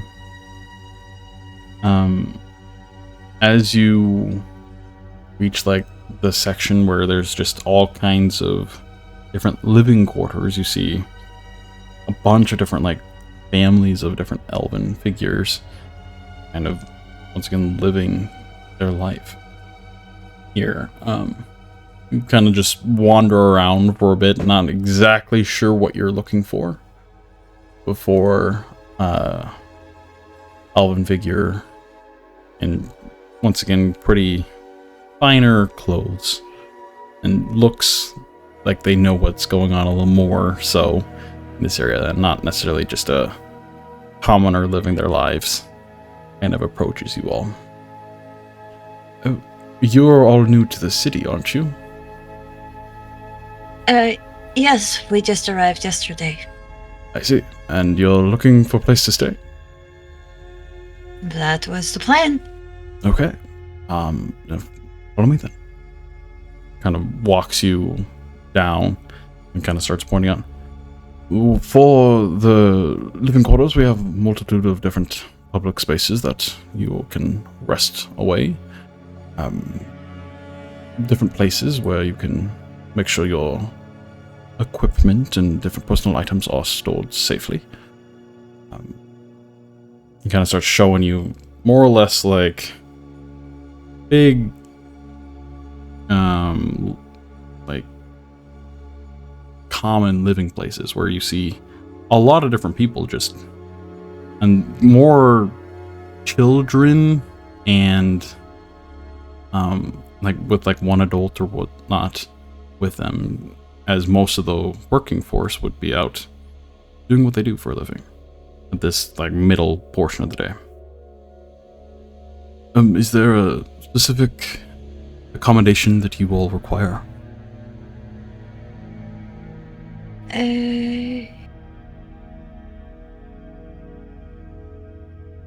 Is there a place with a common area, kitchen, and 4 rooms? Kind of looks at a few papers and just look for somewhere. I have a lot of books, and I do a lot of scholar and stuff like that. So I'd rather not check my stuff in somewhere. I'd rather be able to have somewhere where I could work as well as live.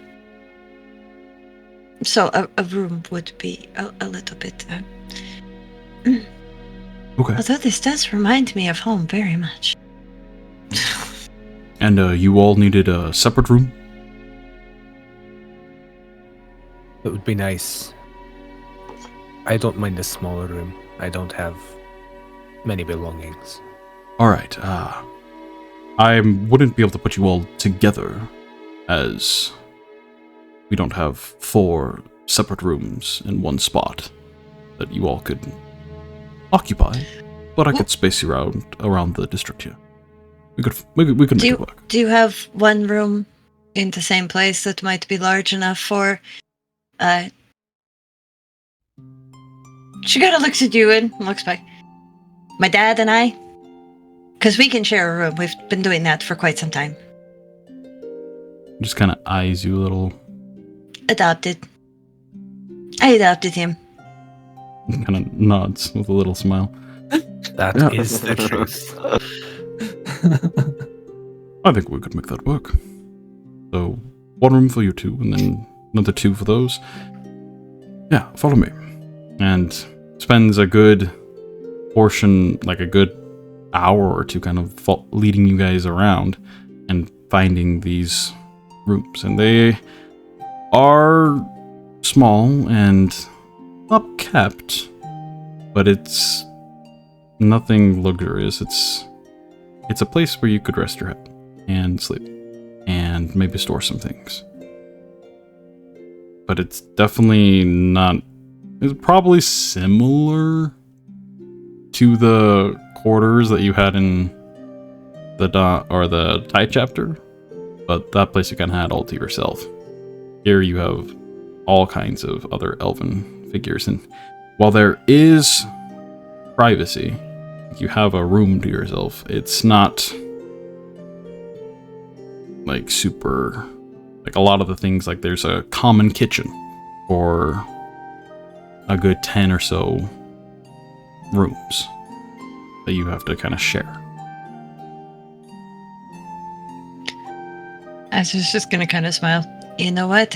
It works for now. We can look for somewhere else if we need to look for somewhere. But for now, it has somewhere where we can rest up, sleep, get to know some people. And she holds up the bags. Eat breakfast. Breakfast. I got some of those bento box looking things. They looked really good with all the stuff like that. And then there's some fruit for dessert as well. So I figure we should start eating healthy, rebuild our muscle. Well, not rebuild, but help strengthen the health of our muscles and fill our bellies again, because we're all looking a little thin after that walk. That sounds really good. Are you okay with this, Maldorwen? Yes, I was gonna say that I miss the Stormbird eggs from Elendor. They prepare them so good. Oh, they do. I'm really starving for some. I hope the bento boxes have some eggs on them. He suggested to the DM.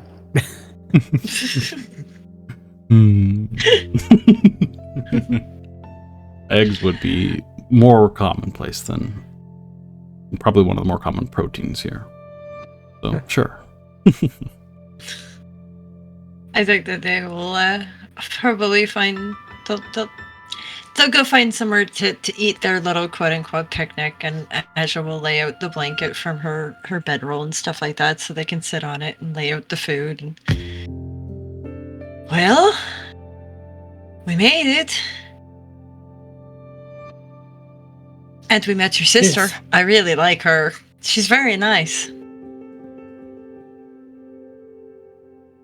Yes, my sister is amazing. I wish I could be more like her. And we have to remember to go and see her match. Definitely have to remember to go and see that.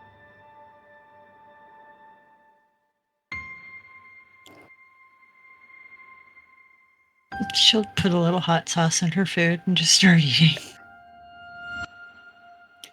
So, as far as plans, I need to stop by the chapter hall, see if some old friends are there, at the very least. But I am interested in doing more research here as well. So it makes sense that we will not be sticking with the chapter hall that much. Though, because we are members, they may let us just stay there. I think they have separate barracks for different squads. I'll ask about it if it's okay if we stay there and not actually complete any missions. And then bring back the information and we can decide on it then, once I know more. I wanted to go to the...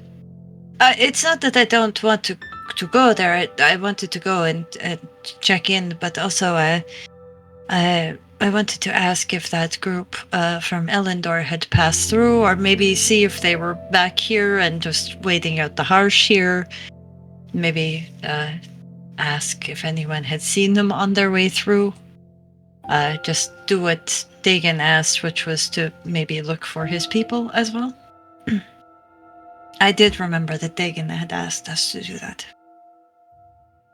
From what I remember, that he said, I think they were traveling to the south west, which is very far away from here. I would be really surprised if they were coming to these parts, or they ended up here somehow. Okay, well then, Ruka, you can go there and ask them, and I'm going to try and not be in so much pain. Is there a massage place that you know about by the way? I mean, that was the best sleep I've had in many, many years, even though the bed was way too soft. I figured that out in the morning. But unfortunately, I think the soft bed plus my very sore muscles have caused a little bit of revolt in my body, and every movement really hurts so badly today. I mean, I keep talking about the Sentinel District, but that's really where I spent almost all of my time. They do have some medical facilities there that do help with taking muscles. Outside of that, we would have to explore. I would actually like to go there as well, Rhukkarrak. If you know the way, I would go with you, gladly. Ash is going to lean over to you and medical facility. Do you think they have Tina now? They might. Actually, I would like to go and speak to Damaris again. I'm with you on that one. I don't know for sure what is going on, but I can feel a connection to the seed. And last night, I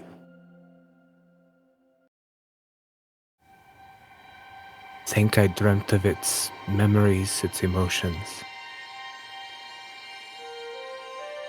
I need to know more. How did you know it was the seed? It's the same feeling I felt when I druid crafted the seed when we delivered it. Well,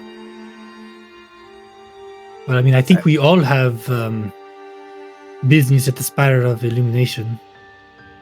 Like I said, I would like to investigate. I already had my lead for the death energy for Elandor, so I was not really interested in scholarly investigation. And I also want to know more about the shrine that's down there. So I just want to know what he knows about the trees and see if there's more I could learn about them and about myself. I mean,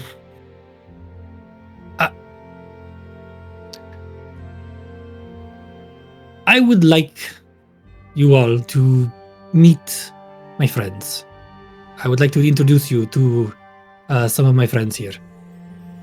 I know it's a bit selfish, but we do have lots of time here, and we can all go to the Spiral of Illumination afterwards. I'm more than happy to meet your friends, Rhukkarrak.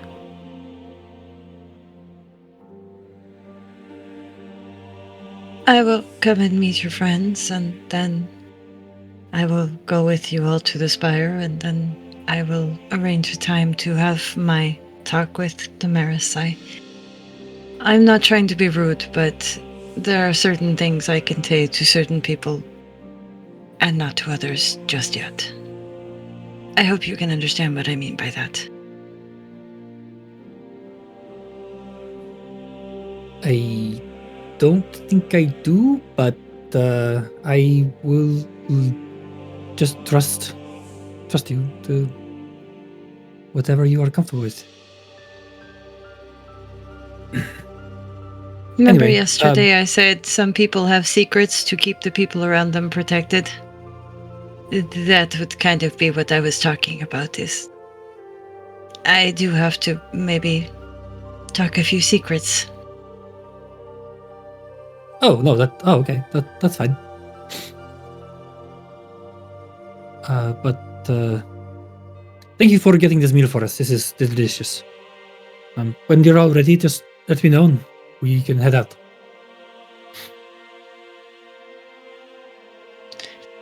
I guess when they finish their meal, Asja will clean up her blanket and put whatever fruit was left over and hang it in their room and kind of shake out the blanket and put it in her and Euan's room, and I'm ready to go. You said medical facilities where I could get my muscles worked on after we meet with your friends. Maybe I could also do that. Maybe I could meet your friends while we do that. Do any of your friends do that? No. They are adventurers like us. Actually, the main reason why I am an adventurer. So. Well, I'm ready to go if everyone else is. Okay. You all kind of leave your small little apartments, if you would, behind, and head back towards the airway, where after a good 15-20-ish minute ride, Rhukkarrak, you very well know this place as you spent like a full half of a year here. As you step on out towards the chapter district, the place where the Dawnhorn Sentinels basically have their own neighborhood city within a city, more or less. As you start to walk towards it, you see there's a large, like, training grounds that is currently being used, as you see a couple very well-equipped individuals facing off and sparring against a couple other very well-equipped individuals.